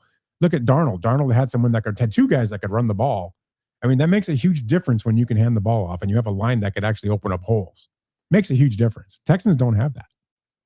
All right. Speaking of the draft, we did have Luke bring us something this morning about Mel Kiper having a thought, perhaps a musing on the Ravens and what they might do, their future. So Mel Kiper Jr. was on Unsportsmanlike, ESPN Radio. I believe it was Thursday morning, but it might have been Friday morning. But it was sometime this past week. And basically what he was stating, and apparently Mel Kiper is a pretty entrenched with the Ravens back office with sources, so who knows here. I don't think he was officially reporting it, but he was basically stating if Lamar and the Ravens do not win the Super Bowl, or at least make a competitive showing of a Super Bowl run, that we might be seeing the Ravens draft a quarterback in 2027 with all of the high-end quarterback talent that is believed to be coming out that year. And I think that's an interesting theory of, do we believe that the Ravens are at the point where they are ready to just move on and restart if Lamar cannot perform? Because it's not just that they haven't made a Super Bowl run, it's that Lamar Jackson has not played well in the playoffs. Can I take the Bill Tobin position here? The what? The Bill Tobin position. The bend over position? Bill Tobin. Remember he was a GM for the Colts? Are you talking about Bill Polian? Is that who we're talking about? No, the GM. Bill Polian. Bill Polian? Was it wasn't it Tobin? Who's Tobin? Maybe I'm wrong. Tobey Maguire. You're saying Bill Tobin? Mm-hmm. Bill Tobin was a football player. Okay. Oh, longtime NFL executive who just died at 83. Right. He was a GM for the Colts. He was a GM for the Colts. There you go. Again, before your time. Yes. Oh yeah. When I literally when I was 1 for 2 years. Yeah, he quit in Do you 1999. remember in 1994 on the air? my God. I'm just saying. No, I don't remember Do you- 1994. no. I Luke, wasn't born. Luke, do you remember? Do you remember Tobin? Oh my gosh. Okay. Anyway. I didn't say J.O. Tobin. I know you guys don't know who that is. Yeah. That was a racehorse. Bill Tobin, GM for the Colts back in 94, made a comment when they were talking about Mel Kiper Jr. and his predictions. His response was on the air, who the hell is Mel Kiper Jr.? And I stick with that today. Who the hell is Mel Kiper Jr. and who cares what he thinks or says? I don't. Ever. The guy's from Baltimore. He thinks he's some kind of super analyst. He's wrong more than he's right. I don't care what Mel Kiper Jr. has to say. I think all these draft analysts are a bunch of jokes. These guys that are making a living on having an opinion where they think they actually know what they're talking about, and they really don't most of the time. Well, I'm sorry. Guys like Mel Kiper Jr. kind of get me going. I don't like the guy. I think he's an absolute bozo. That's just me. I agree with all of that. I'm not typically a big fan of Mel Kiper Jr., but I do think what I'm trying to get at is ignore who said it. I don't want to. It is the concept of, are the Ravens finally fed up with Lamar? No, this is the first year. I would say they're not. This is the first year that he's actually shown up to voluntary workouts. But again, every year, I think with the exception of like 1 or 2 playoff games, he's played 8 games and they're rarely good. Yeah. I'll preface it by my overlaying thought is that I don't think it happens, mostly because I feel like Lamar Jackson will force the matter to get a contract extension this year and thus making it impossible for them to trade him anyways. But entertaining the premise, I believe that I can very easily see an ability for them to move off from Lamar Jackson. What type of player do you think is aging the quickest? Like Lamar Jackson has made strides and ardent improvements in his ability as a pocket passer. He has made leaps and bounds improvements in that area, thus justifying at least 2 of his MVP cases. But that being said, if the moment he starts to diminish athletic ability, and we've seen this in spurts whenever he is injured to the point he can't exercise his full athletic ability, as he does where he leads the league. He leads the league in an MVP case early on because he's fully healthy, coming in, running around like a galloping new horse, just running around out there. Fantastic. And then near the end of the year, you see him have a little hip spike or something, and he can't move around quite as well. But if I'm only able to see him be diminished as the athletic freak that he is, and I say that in the most complimentary way possible, then of course I'm going to be looking towards my options and what possibly could be just where they got him even to begin with. They got him at the end of the first round when they had an entrenched franchise quarterback in Joe Flacco. They've shown that this ability, that they are able to go forward and be able to see the future and what it is. I'm actually kind of surprised that they didn't do this earlier, especially when there was like, you look at the Seahawks, they went up and got Jalen Milroe, who Ralph will say that they love because he has sources. He has deep sources inside that organization. Jalen Milroe's got a ton of talent that they can hopefully And I would say on. that he's within the mold of Lamar Jackson. In 3 years, he could be the starter. Exactly. So I can definitely see it and entertain the premise. And especially whenever you're looking at Lamar Jackson, honestly, outside of the MVPs, he doesn't have a lot of good headlines. There's nothing bad. It's just for some reason he keeps missing this or that as your franchise quarterback. He keeps getting sick randomly in the middle of the season. So you have to bake in one missed game for some sort of flu that no other quarterback in the league happens to get, but he perennially gets that because he doesn't know how to buy cold medicine, I guess. But he's got that. And then also, given the style that he plays, he's going to get injured more often than not. So to entertain your premise, I do think that it is very, very possible that the Ravens, especially 1 year removed away from this year and 1 year removed from missing the playoffs entirely, are very in a position that they would say, we're going to be proactive in seeking out our franchise Not in this quarterback. draft. Not in this draft. No one's saying this draft. Oh, okay. At no point was this draft ever brought up. You heard Mel Kiper Jr. and you just didn't listen to anything else. I shut off because I don't like the guy. He was like that pumpkin pie eater. He literally, he was not relevant really to this at all. He was just the one who made me think of it. But no, they're saying if Lamar doesn't perform this year, next year in the next year's draft is when they would draft a quarterback. I would say two things to that. One, when has Lamar not performed? If you look at his stats career-wise, most postseasons. But look at his yearly stats. He's performed every year. He's had good years every year. He's had one questionable year, and that was in 21, and it was still better than most, right? The guy's coming off 2 years ago throwing for, 4,000 yards.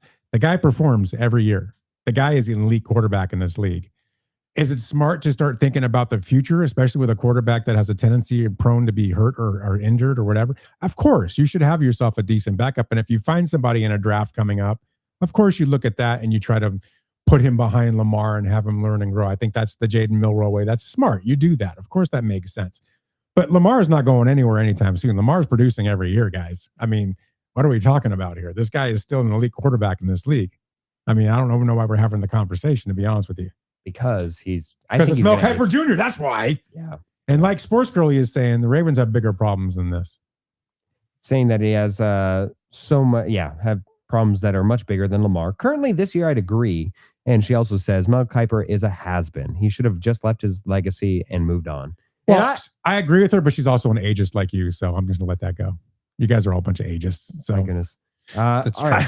That's true. Speaking of an age-old fun topic to have, because for this entire week, I have been bombarding one Luke Wright with content nonstop over what is unquestionably the biggest. He just clued in on what this is. What is unquestionably the biggest story to hit the NFL, to weave itself into the fabric of the NFL. Mike Vrabel.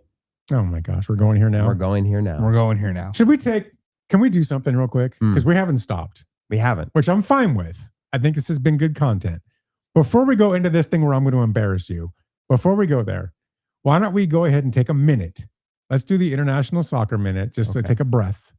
Would you like to take a breath for a minute? Sure. We're going to get a chaser of football for football. Let's take a breath. Reginald's been pounding my text line. Okay. And he's like, are you guys coming to me or not? And I know, he even said, he goes, look, I know Phil needs me. Okay. So can we take a minute? I do need him. Yeah. Are you guys okay with that? Absolutely. Sure. I don't like your sure. I feel like it's not real. No. I would never say sure if I didn't mean sure. Okay. Let's take a minute. We're gonna needs more than a minute. We're gonna throw it to Reginald and we're gonna catch our breath here for 1 minute and then we'll be back and we'll get into what you want to get into. Okay, fair? And what Mike Vrabel wants to get into. All right, Reginald, take it.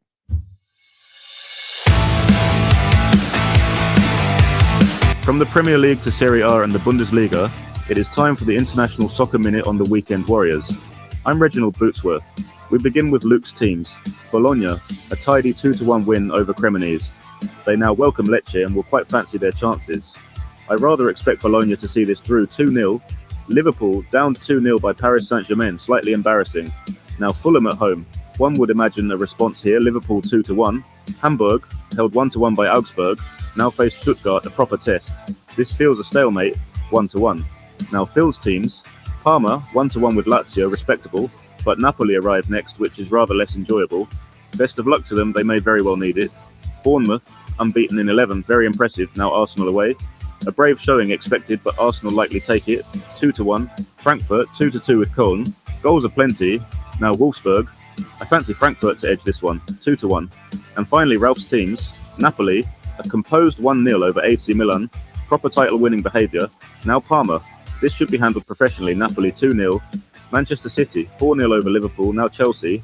City to do what City do, 2-1. And Dortmund, 2-0 over Stuttgart with both goals in stoppage time. This week, Leverkusen, goals expected, victory for the BVB, 2-1. My apologies, Rich. And that is the International Soccer Minute. I'm Reginald Bootsworth, where the boots are polished, the tapes are proper, and the football never disappoints. Now back to the lads. All right. Thank you, Reginald. We needed that break. We did. It was a great week in international football for Napoli anyway. So I believe Parma and Napoli are playing tomorrow morning. So good. You're going to get your butt kicked, by the way. Absolutely. We're going to get cheesed. You're going to Absolutely cheesed. And of course, shuttered. Dortmund just keeps winning and winning and winning. So, I mean, what can I say? Thanks, Rich. All right. So let's go. Now, you wanted to go to a topic. So I'm going to let you go there. We are way behind on stuff, but that's fine. I mean, that's, after this, we'll go to hockey, but go ahead. 100%. I mean, so you do what you got to do. And speaking of doing what you have to do, Mike Vrabel, the head coach of the New England Patriots, it came out this week that he was spotted on vacation, and nothing wrong with that. And Diana Rossini, a sports insider for the New York Times, but with the Athletic, but by proxy, the New York Times. And they were both on vacation, and with photos surfacing of them two together. Obviously, as you can see, if you're watching us on the live stream, you can see Mike Vrabel over there in the white shirt and also just lounging by the pool, and Diana Rossini there now by the pool. And this wasn't even in the lineup. This was not even supposed to be a topic because we're me and Luke over here. We're from ASU. We have. What does that mean? That means we have a special accreditation in journalism. We have a heart in journalism, and we have journalistic integrity to where we let the story play out. Okay. Before we have. Now I understand the connection. Yes. Go ahead. And with that, I didn't understand the connection at first either, to be honest. But with that, I think it is fair speculation to say, I'm looking at all three of these photos, and there is a little something to this story because you take a look at the top photo with them by the pool. The fountain's unfortunate. The photographer is having a fun time watching them at the pool. But no, you're looking at them by the pool. Okay, innocent enough, right? Like you're just sitting by a pool, you're hanging out, insider trying to get information from a head coach. You're out in public where everyone can see. Well, no big deal. Go ahead.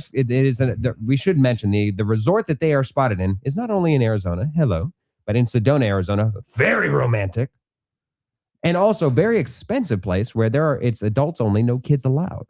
And then you look at the bottom photo, and they're hugging. Okay, no big deal. Well, a little bit bigger deal. Not Her really, hands are on the hips. Look how he's residing on the hips. You say he's kind of pushed away though. He's kind of collapsing. That's not her hip. Was her hip by your shoulder? No. She has her hand on his hip. Well, but that's where her hands go. She's tiny. Come on. Well, go ahead. I'm sorry. Okay. Go ahead. Yeah, but again, perhaps innocent enough. It is. Where we have a strong divide in this room between the two people that have common sense. Where would that be?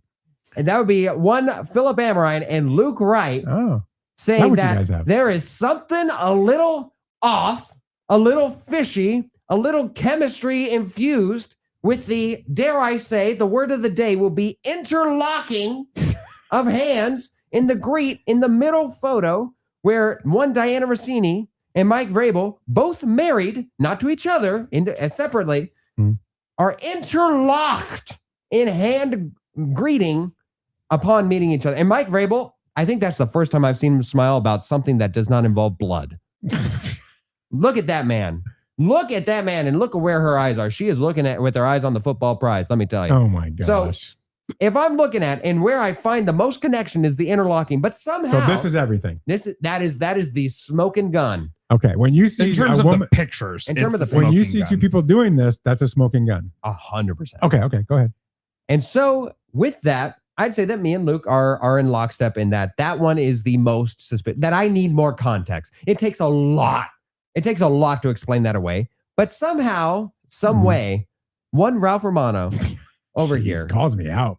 Yeah. Says, you deserve it. Okay. Says that middle picture is not at bare minimum suspicious. Bare minimum. It's not.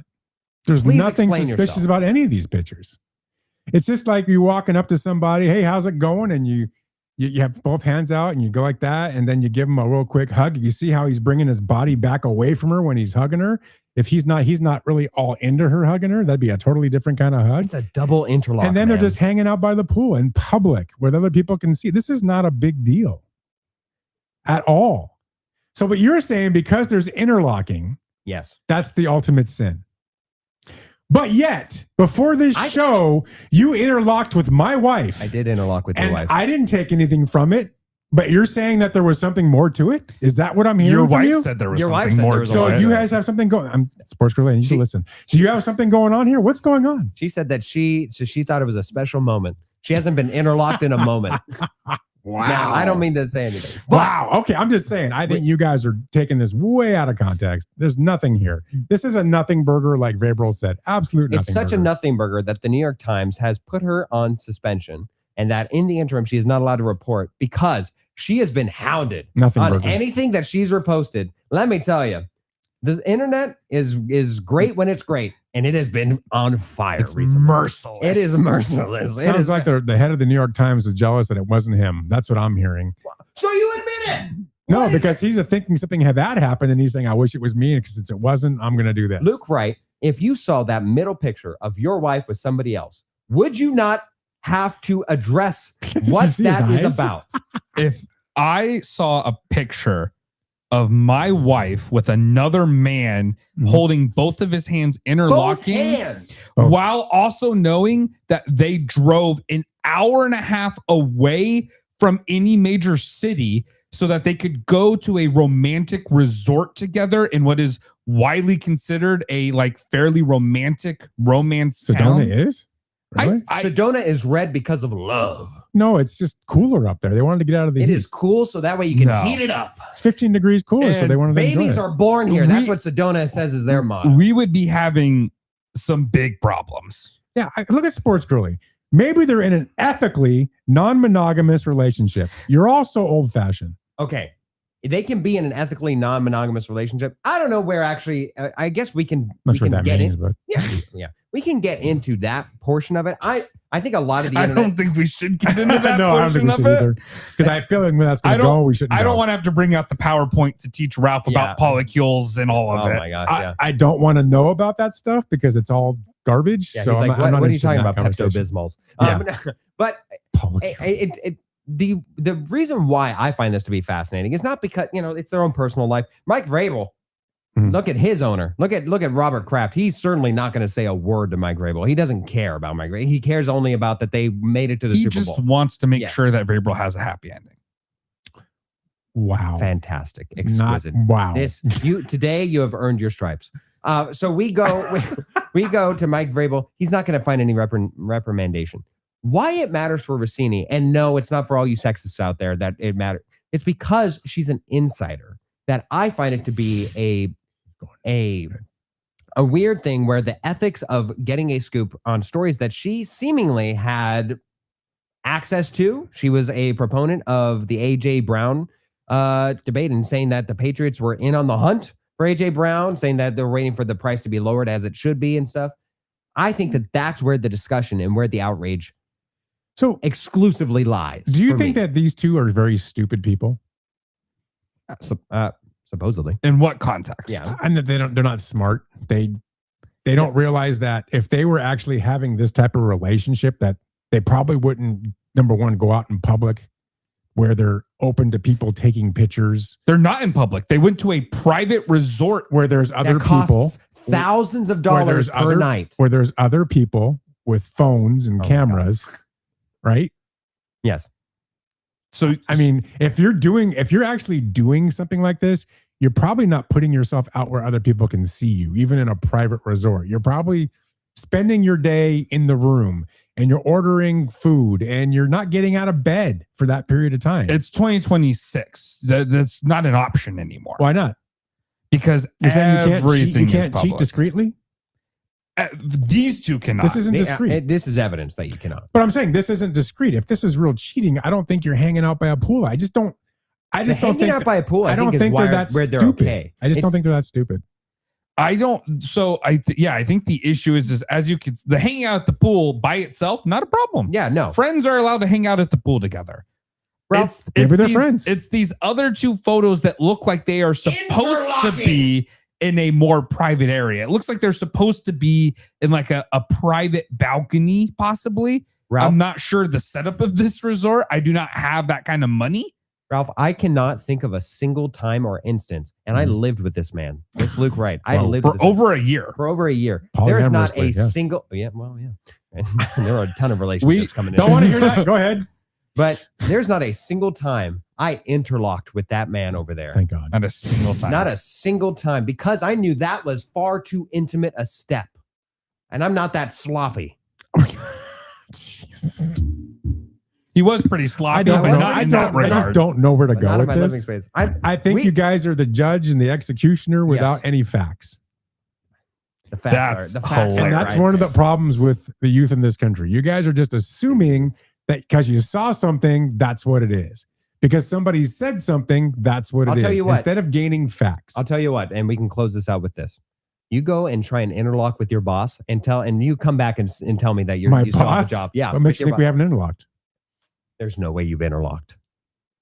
I don't believe you've interlocked with more than 5 people in your entire There's life. no way. There. Boy, you don't know me. All right. I don't, and I don't think I want to. No, Right. I think it would scare you. Speaking of scaring me, why don't we move along to the right value pick? Are you sure you don't want to stick with the interlocking? I think Interlock the value. yeah, let's interlock on the value. Let's get intimate with the value of this week. The books have set the lines. The public is chasing favorites, but he's looking for value. Value. It's time for the right angle. Dun, dun, dun. There you go. Dun, dun, dun. All right, Mr. Wright. We have a little bit of a future. Here's the thing. I wanted to do a Masters. Interlock with me while you do this. We're too far away. I can vouch for the camera. They did not. They did We not. were interlock. too far away. I wanted to do a Masters value bet. That's interesting. Okay. Unfortunately, Rory is just running away with it. Okay. And I could not in good conscience pick anyone other than Rory. And Rory was like minus 200 or something, I think, when I saw. So Okay. I do want to shout out the Masters are going on. Rory is killing it. He's looking to become the first back-to-back winner since Tiger did it in the early 2000s. But I did not get to make a value bet for that this week. Instead, I'm going to basketball. I'm going basketball. NBA, obviously. Yes, we are going to go NBA. This is actually quite bold with all the sitting across the league with not knowing who's playing around. I know. This is tough. actually could be. Yeah, this could be pretty bold. kind of crazy, actually. Go ahead. This is going to be for a finals win. Oh, okay, This is a not future. quite as bold. Oh, it's a not- future. Okay. Yeah, it's a future. It's not quite as bold. I'm going with the Spurs, the San Antonio Spurs, Mhm. To do what? to win the NBA Finals. Wow. Plus 460 on FanDuel. Wow. I think that they have what it takes. I think Wemby is going to be fine. I think he can be healthy for one playoff run. And I think it's going to be a truly special run. I think it's going to be a miraculous run. I think Wemby is going to help break that mold. He's going to break something.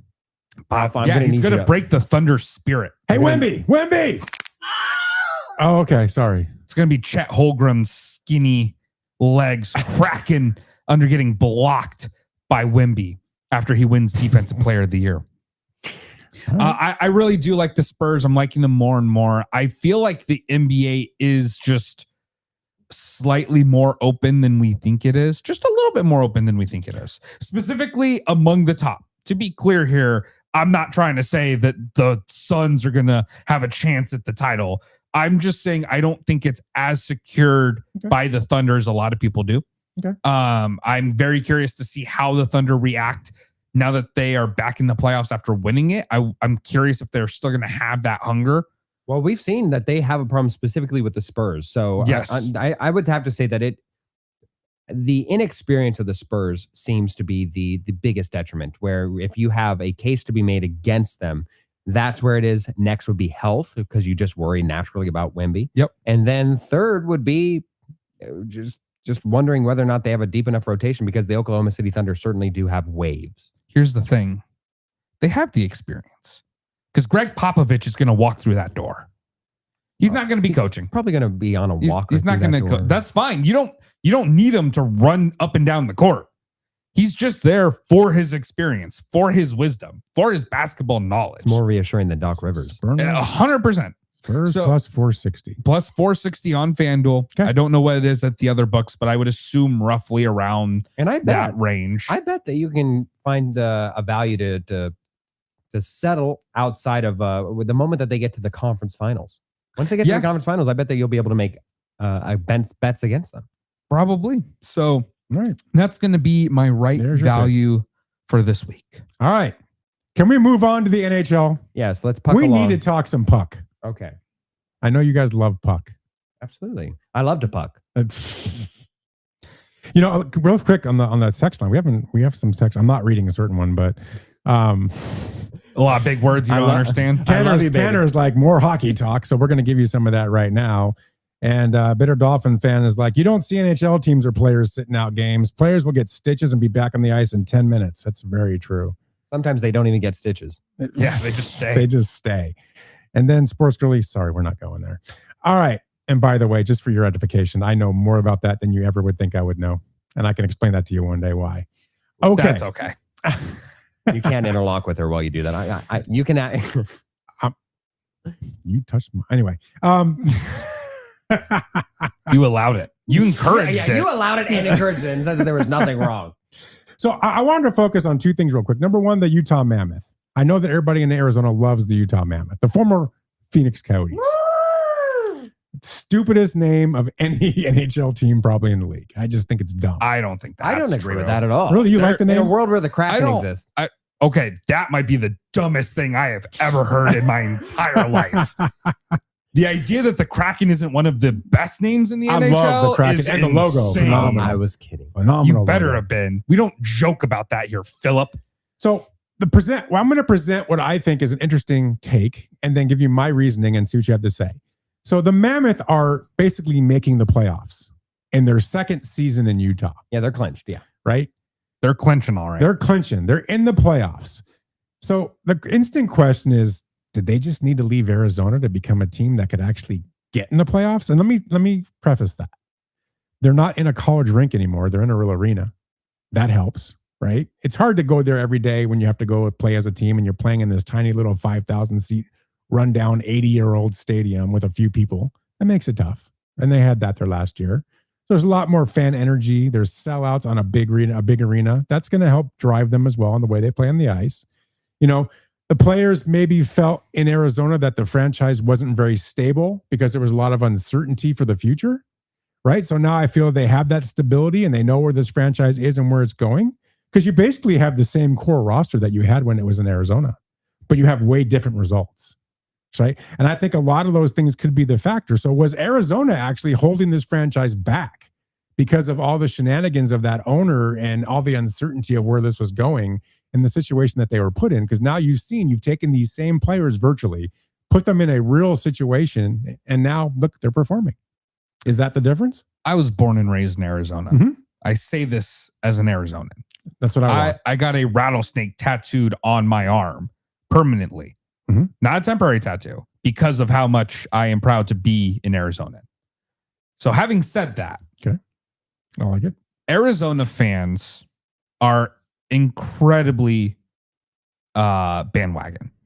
They just are. The Suns, I think, are probably the closest thing to being an exception to that. I think Suns loyalty here is probably the highest out of the four sports. I would agree with that. And I don't think it's necessarily anyone's fault.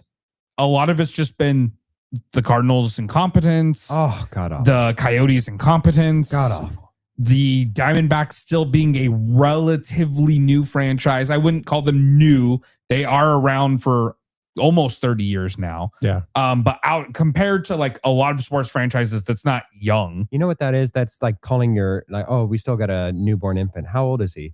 He's 24 months. Yeah, no, I think that's 30. I think that's a very fair. I think that's a very fair comparison. Maybe even older. He's 30 months. He's like, I'd say he's like 4 or 5 years old. You know, compared to the Cardinals who've been around for over 100 years, 30 years is not that much. Okay. But I think that you didn't need to leave Arizona. You needed a competent owner. good on Utah. First of all, I want to say I was not that bitter about Utah taking the team. Utah has great fans. They really it's do. a great sports city. They have nothing else going on there. Yeah, those Mormons know what to do. So anytime you can give them a sport to cheer for, they will absolutely support it wholeheartedly. I'm happy that they got a team because I know that they will support the team. I think hockey can work in Phoenix. The problem is, and this is a problem that every sport team in Arizona will always have, is at the end of the day, if you are not winning, if you are not actively winning or proving that you are on the path to winning, Arizona fans typically are not going to commit to your team that much, especially hockey. Hockey in general is the least popular of the big four sports. There's a pretty decent gap, although the NBA is trying their hardest to close it.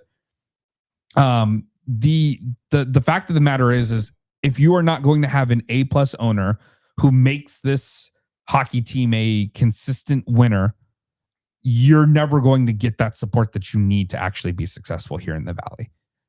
And it's unfortunate. Hockey games, I think, are some of the best games to attend live.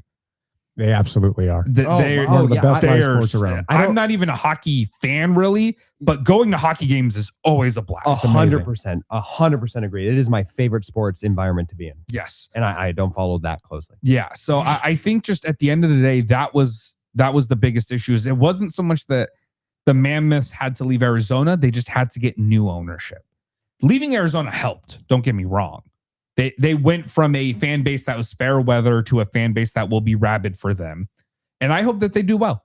I feel like hockey, more than most sports, has a history of new franchises coming in and doing well. The Knights are a perfect example. Absolutely. The Kraken, I believe, also made some pretty good playoff runs while in their first couple of years as well. So I think that new teams just historically kind of are pretty good in hockey for whatever reason. I'm not going to pretend like I know enough of the... Are you agreeing with the fact that the situation here was so bad, the instability was so bad that it impacted the team itself? 100%. Okay. I think it absolutely impacted them. And they had to get a new owner because that owner just could not get it done. And leaving the state, while it was painful, it was needed. Okay.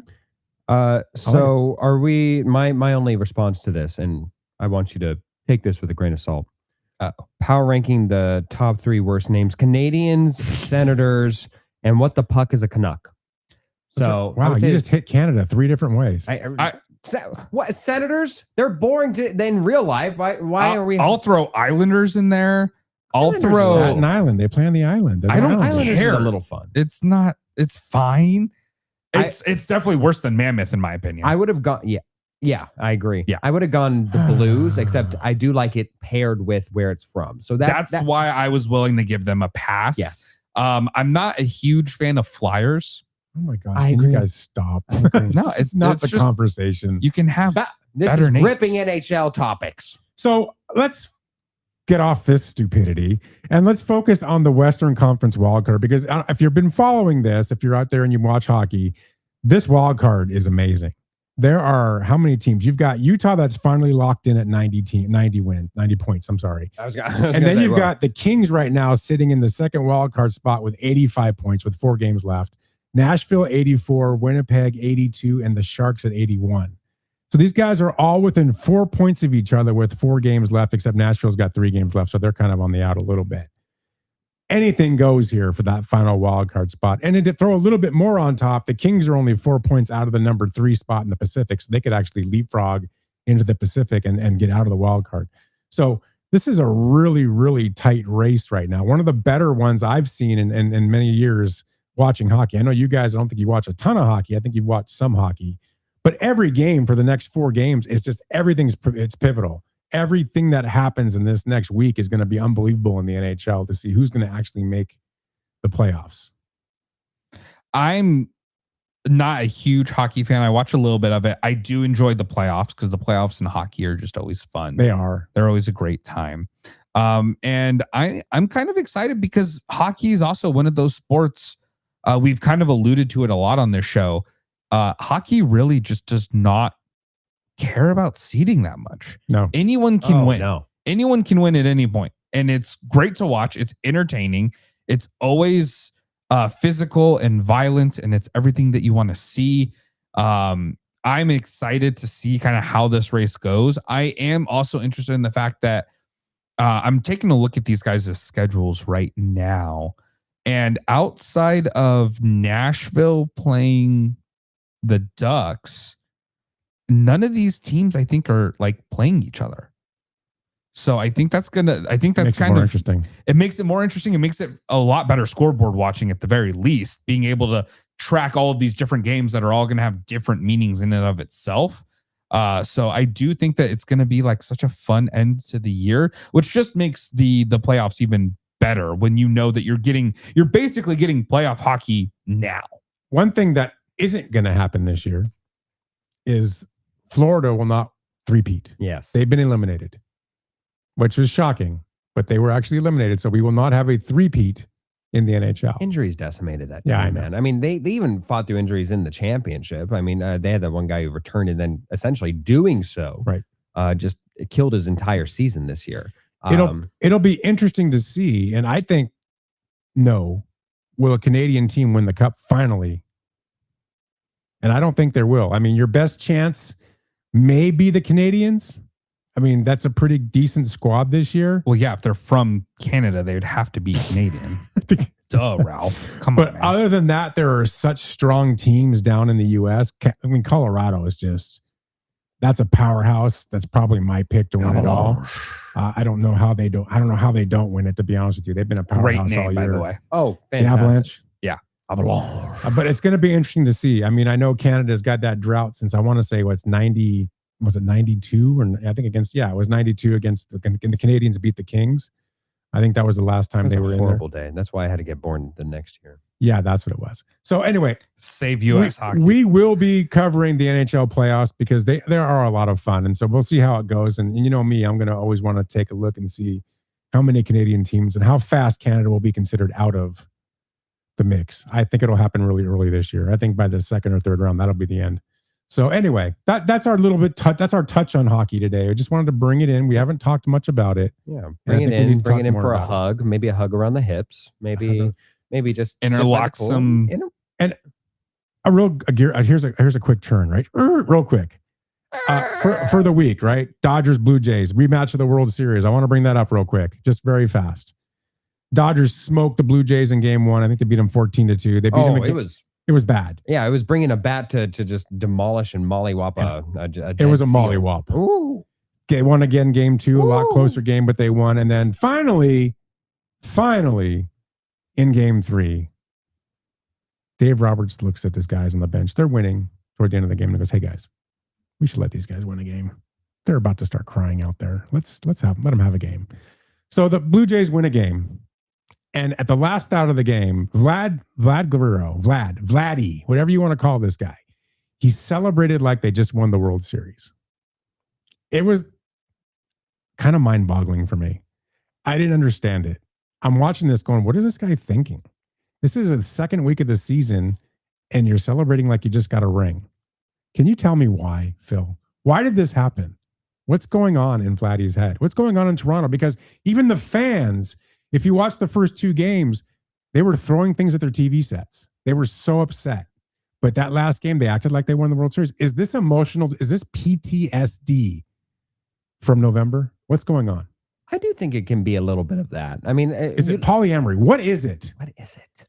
I think you look at this, and there are certain times in sports where you see somebody either not being able to give up the ghost or just getting spooked by what happened in the past. We saw this this week, actually. Jason Tatum was returning to the scene of the crime in that he tore his Achilles in Madison Square Garden, faced the Knicks.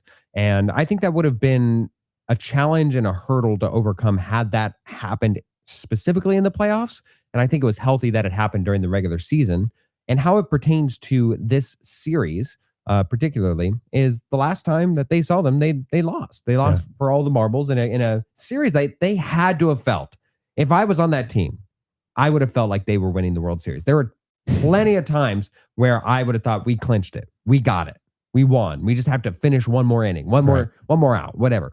And they didn't. And then you continue that on, that streak that you hold on into your heart. Time may have moved on, whatever. It's mostly the same players, mostly the same out. And they get there and they still continue to lose. And I think it's one of those things where finally at the end of a series, it's the last thing. I think you just walk away with them, even if it's both an actual and a moral victory. Did you win the series this time? No, but I think it was just being able to see that the Dodgers can bleed. They are beatable. You're gonna Ivan Drago, he bleeds. Yes, exactly. Right. I think that's where I come into it. That's where I have a thought. Luke because that's my only explanation. Before you go to Luke, did you see the ultimate troll in game 1 with what Dave Roberts did? No. Miguel Rojas comes in to pitch the 9th inning. The guy who hits the game-tying home run in the Game 7 of the World Series, who's a shortstop and a second baseman, comes in to throw the 9th inning. That was hilarious. Go ahead. I'm sorry. Feel like Dodgers fans really have massive egos. Everything's everything about means them. something else. Yeah. Everything has to have this hidden code. I haven't seen the clip of Vladdy celebrating. I'm sure he was bad. like, high five, guys. No, good dude, job. I'm telling you. We got to win. It was bad. You're right. He should have hung his head. He should have been like, damn, how did we win? This isn't fair. How did I win a game? Like they shouldn't celebrate wins. You know, that's act like you've done it before. No. I don't think you should. Just pretend like everything doesn't matter. Just pretend like you're depressed all the time. Never enjoy anything. Just pretend you're an Arizona fan. Is that what you're saying? Yeah, basically. Okay. Basically. I got you. Did you like in that game where we saw John Schneider just go absolutely he went off. plum red? He was just trying to get his team motivated. It didn't work, but he was trying. I get that. That's actually a good move by a manager. I respect that. You know who I respected out of that actually was the umpire. Yeah. The umpire was like, the fact that he took it. I mean, I guess technically he had already thrown him out. So what more do you really have to do? He just sat there and took it. He just sat there and took it and said, "You done? You done? All right. Yes, can I have another? Yes, can I have another?" So, speaking of umpires, this is really interesting. But we last week talked about the whole ABS challenge system. We got into it pretty detailed. And we have a tendency to post our clips online, and we do a lot on Instagram and other places. And a lot of times we get a lot of good feedback and a lot of good interaction on some of our clips, whether we're talking about Canadians or we're talking about the Blue Jays or we're talking about baseball. Yeah. Or we're talking about, French guys that play for the Spurs, whatever it is. Never trust them. Never trust them in the playoffs. But we had a lot of really good interaction on our ABS clip. And we had a few thousand people that really liked our stance on it. They felt that we were right on. And I thought we were right on. I thought we did a good job. And we played both sides a little bit. But then you had that group of people. Dare I call them? I don't know what to call them. Imbeciles? No, I don't want to say they're imbeciles. They have the right to their opinion, even when they're wrong. Boobs. But they really focused on the fact that, you know what? It's not right that we're sitting here critiquing umpires when they're missing balls by a half an inch or a quarter of inch. Those shouldn't be counted against them. They should let those go. There should be a margin of error in the system, is what they started saying. And I totally disagree with that. I mean, I think, and they were saying that, the worst umpires got 90% accuracy rate. Well, that means he's missing 10% of the time. And that means he's missing about 18 to 20 calls a game, potentially. Because they're like, oh, there's 300 pitches in a game. I go, yeah, but if you're missing 15, even 10, that could be huge, right? And I feel like there's a group out there protecting the umpires saying this is wrong and this has to stop and there needs to be changes. I'm curious what your reaction to that is, because it's a pretty strong reaction from some people. I mean, we even said it last week. I know it's hard to capture full context in clips, and I know that people who aren't watching our show every week are, one, wrong. They should be tuning in. But two, they're not going to see us literally mentioning right after the fact, yes, we understand that. You specifically mentioned Yes, this. I specifically brought it up and said I will play devil's advocate here and say we can't expect anyone to be perfect within a quarter of an inch. Where you're literally wrong by the seam of the baseball. Yeah, I don't blame umpires for those calls. Yeah. And I think anybody who's realistic knows that the MLB is not punishing those umpires for those calls. They're punishing them for the CB Buckners completely missing the fact that players are touching the first base. They're punishing them when you throw a ball right down the middle, perfect strike, middle, and you get a ball. and you're pulling out that's not my strike zone. Yeah. Those are kind of the things that the egregious stuff. Yes, The Angel Hernandez stuff. the CB Buckner stuff, the Right. Angel Hernandez stuff. Angel Hernandez lost a lawsuit because of how bad of an umpire he was. Right. He tried to sue the MLB so that he could be in the World Series again. And the MLB said, you are so bad. Here's all of the statistical proof of how bad you are. You will not be umping the World Series.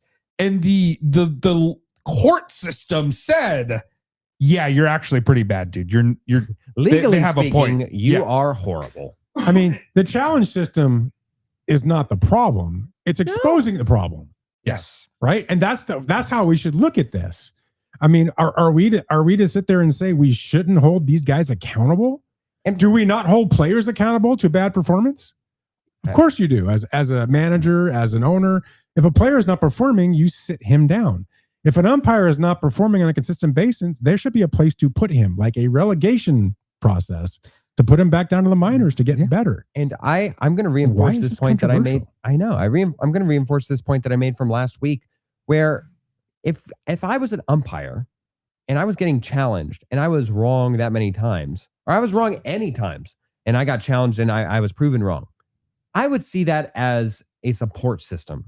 If anything else, it's actually absolving you from having made a bad call that could haunt you because you can't get it back. This allows you, this is a conduit, this is a vessel for which there is an allowance to move a wrong call that people would hold against you and have people instantly forget about it. I mean, it's a momentary flash of embarrassment to say, oh, you know what, I messed up. But if you approach that moment with humility and not an arrogance and authority that is so undeserved, that is so arbitrary, that you're given this position by tenureship, by ability to just desire to love the game so much. Guess what? These guys who are being paid millions of dollars, not just whatever the umpire league is getting, but to get paid millions of dollars, they're probably a little bit better than you. Like, nobody wants to retire and then become an umpire, but should they? Because you've seen some NBA players do this and become NBA refs.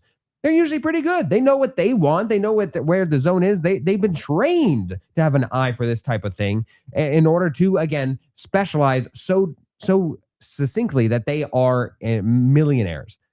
I think that to have such a fragile ego that somehow this offends you, or I don't even know like that we necessarily need to go off on the refs again specifically. No. But the people to have such a fragile ego to be outraged on their behalf is utterly absurd. It is insane that you would somehow find any sympathy for the CB Buckners of the world, who has made their living, who is totally fine and doesn't need to be. Again, it is so refreshing to have an ability to change otherwise outrageously wrong outcomes that he is capable of. You're a Diamondback fan. Yeah. They kept bringing Paul Sewald in at the end of games, and there was always the same result, right? He was getting hit, and you'd lose. You're talking about a couple years ago. Yeah, remember? Yeah. He blew like 3 saves in a row. And they kept bringing him in. Yeah. And he kept blowing it. Yeah. Should they just kept doing that? No. Every fan wanted him gone even faster than Torrey did it. Right. So, I wrote this down. I said, players get benched, pitchers get pulled, managers get fired, but umpires have no accountability? No. Why is that okay? And for you, those of you making that argument, what is wrong with you? How is that okay to not hold them accountable like we hold everyone else accountable? That's like people in society that said, well, if you have money and you're an elite, you get special treatment. Okay, you're against that. Then you should be against this, because why should we give an umpire special treatment just because he's an umpire?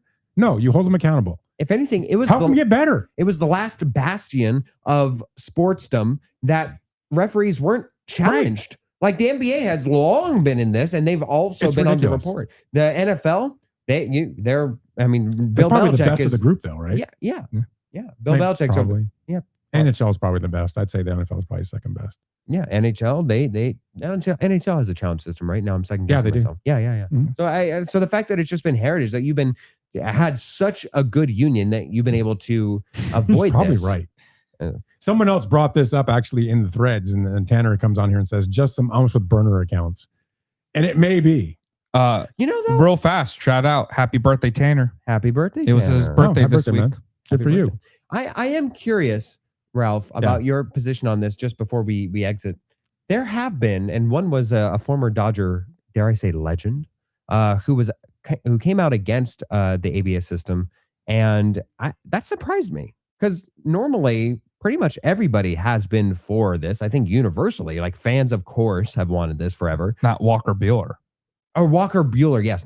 I'm sorry. Yes, Walker Buehler. I got him confused. Because he can't throw strikes. Yeah. Walker Buehler, yes. So that's my question. What do you make of Walker Buehler coming out against the ABS? Because he can't throw strikes anymore. Yeah. And he's a Padre, which doesn't help him. He wants that. His whole argument was, I'm a veteran. I should get better calls than rookies. Can't you just be better? He wants special treatment. Yeah. Walker, your time has passed. Sorry, dude. But Dominic's on a text line says, it appears the only dominant team right now is the Dodgers. I mean, there's other teams playing really well right now, Yankees too. are playing really well. How about the Rockies? Even though they lost the last couple games of the pot, I mean, they're in the games. They're actually playing better ball. They're not getting blown out 14-1 every game. Yeah. They're playing decent ball. But yeah, I would agree. The Dodgers right now, just top to bottom, are very dominant. I mean, you better be with that money spent. And yeah, RIP Davey Lopes. So Davey Lopes, the ex-shortstop of the Dodgers, passed away at 81 years old this last week. Rest in peace, Dave. We loved you. You were a great staple for the Dodger infield for many years.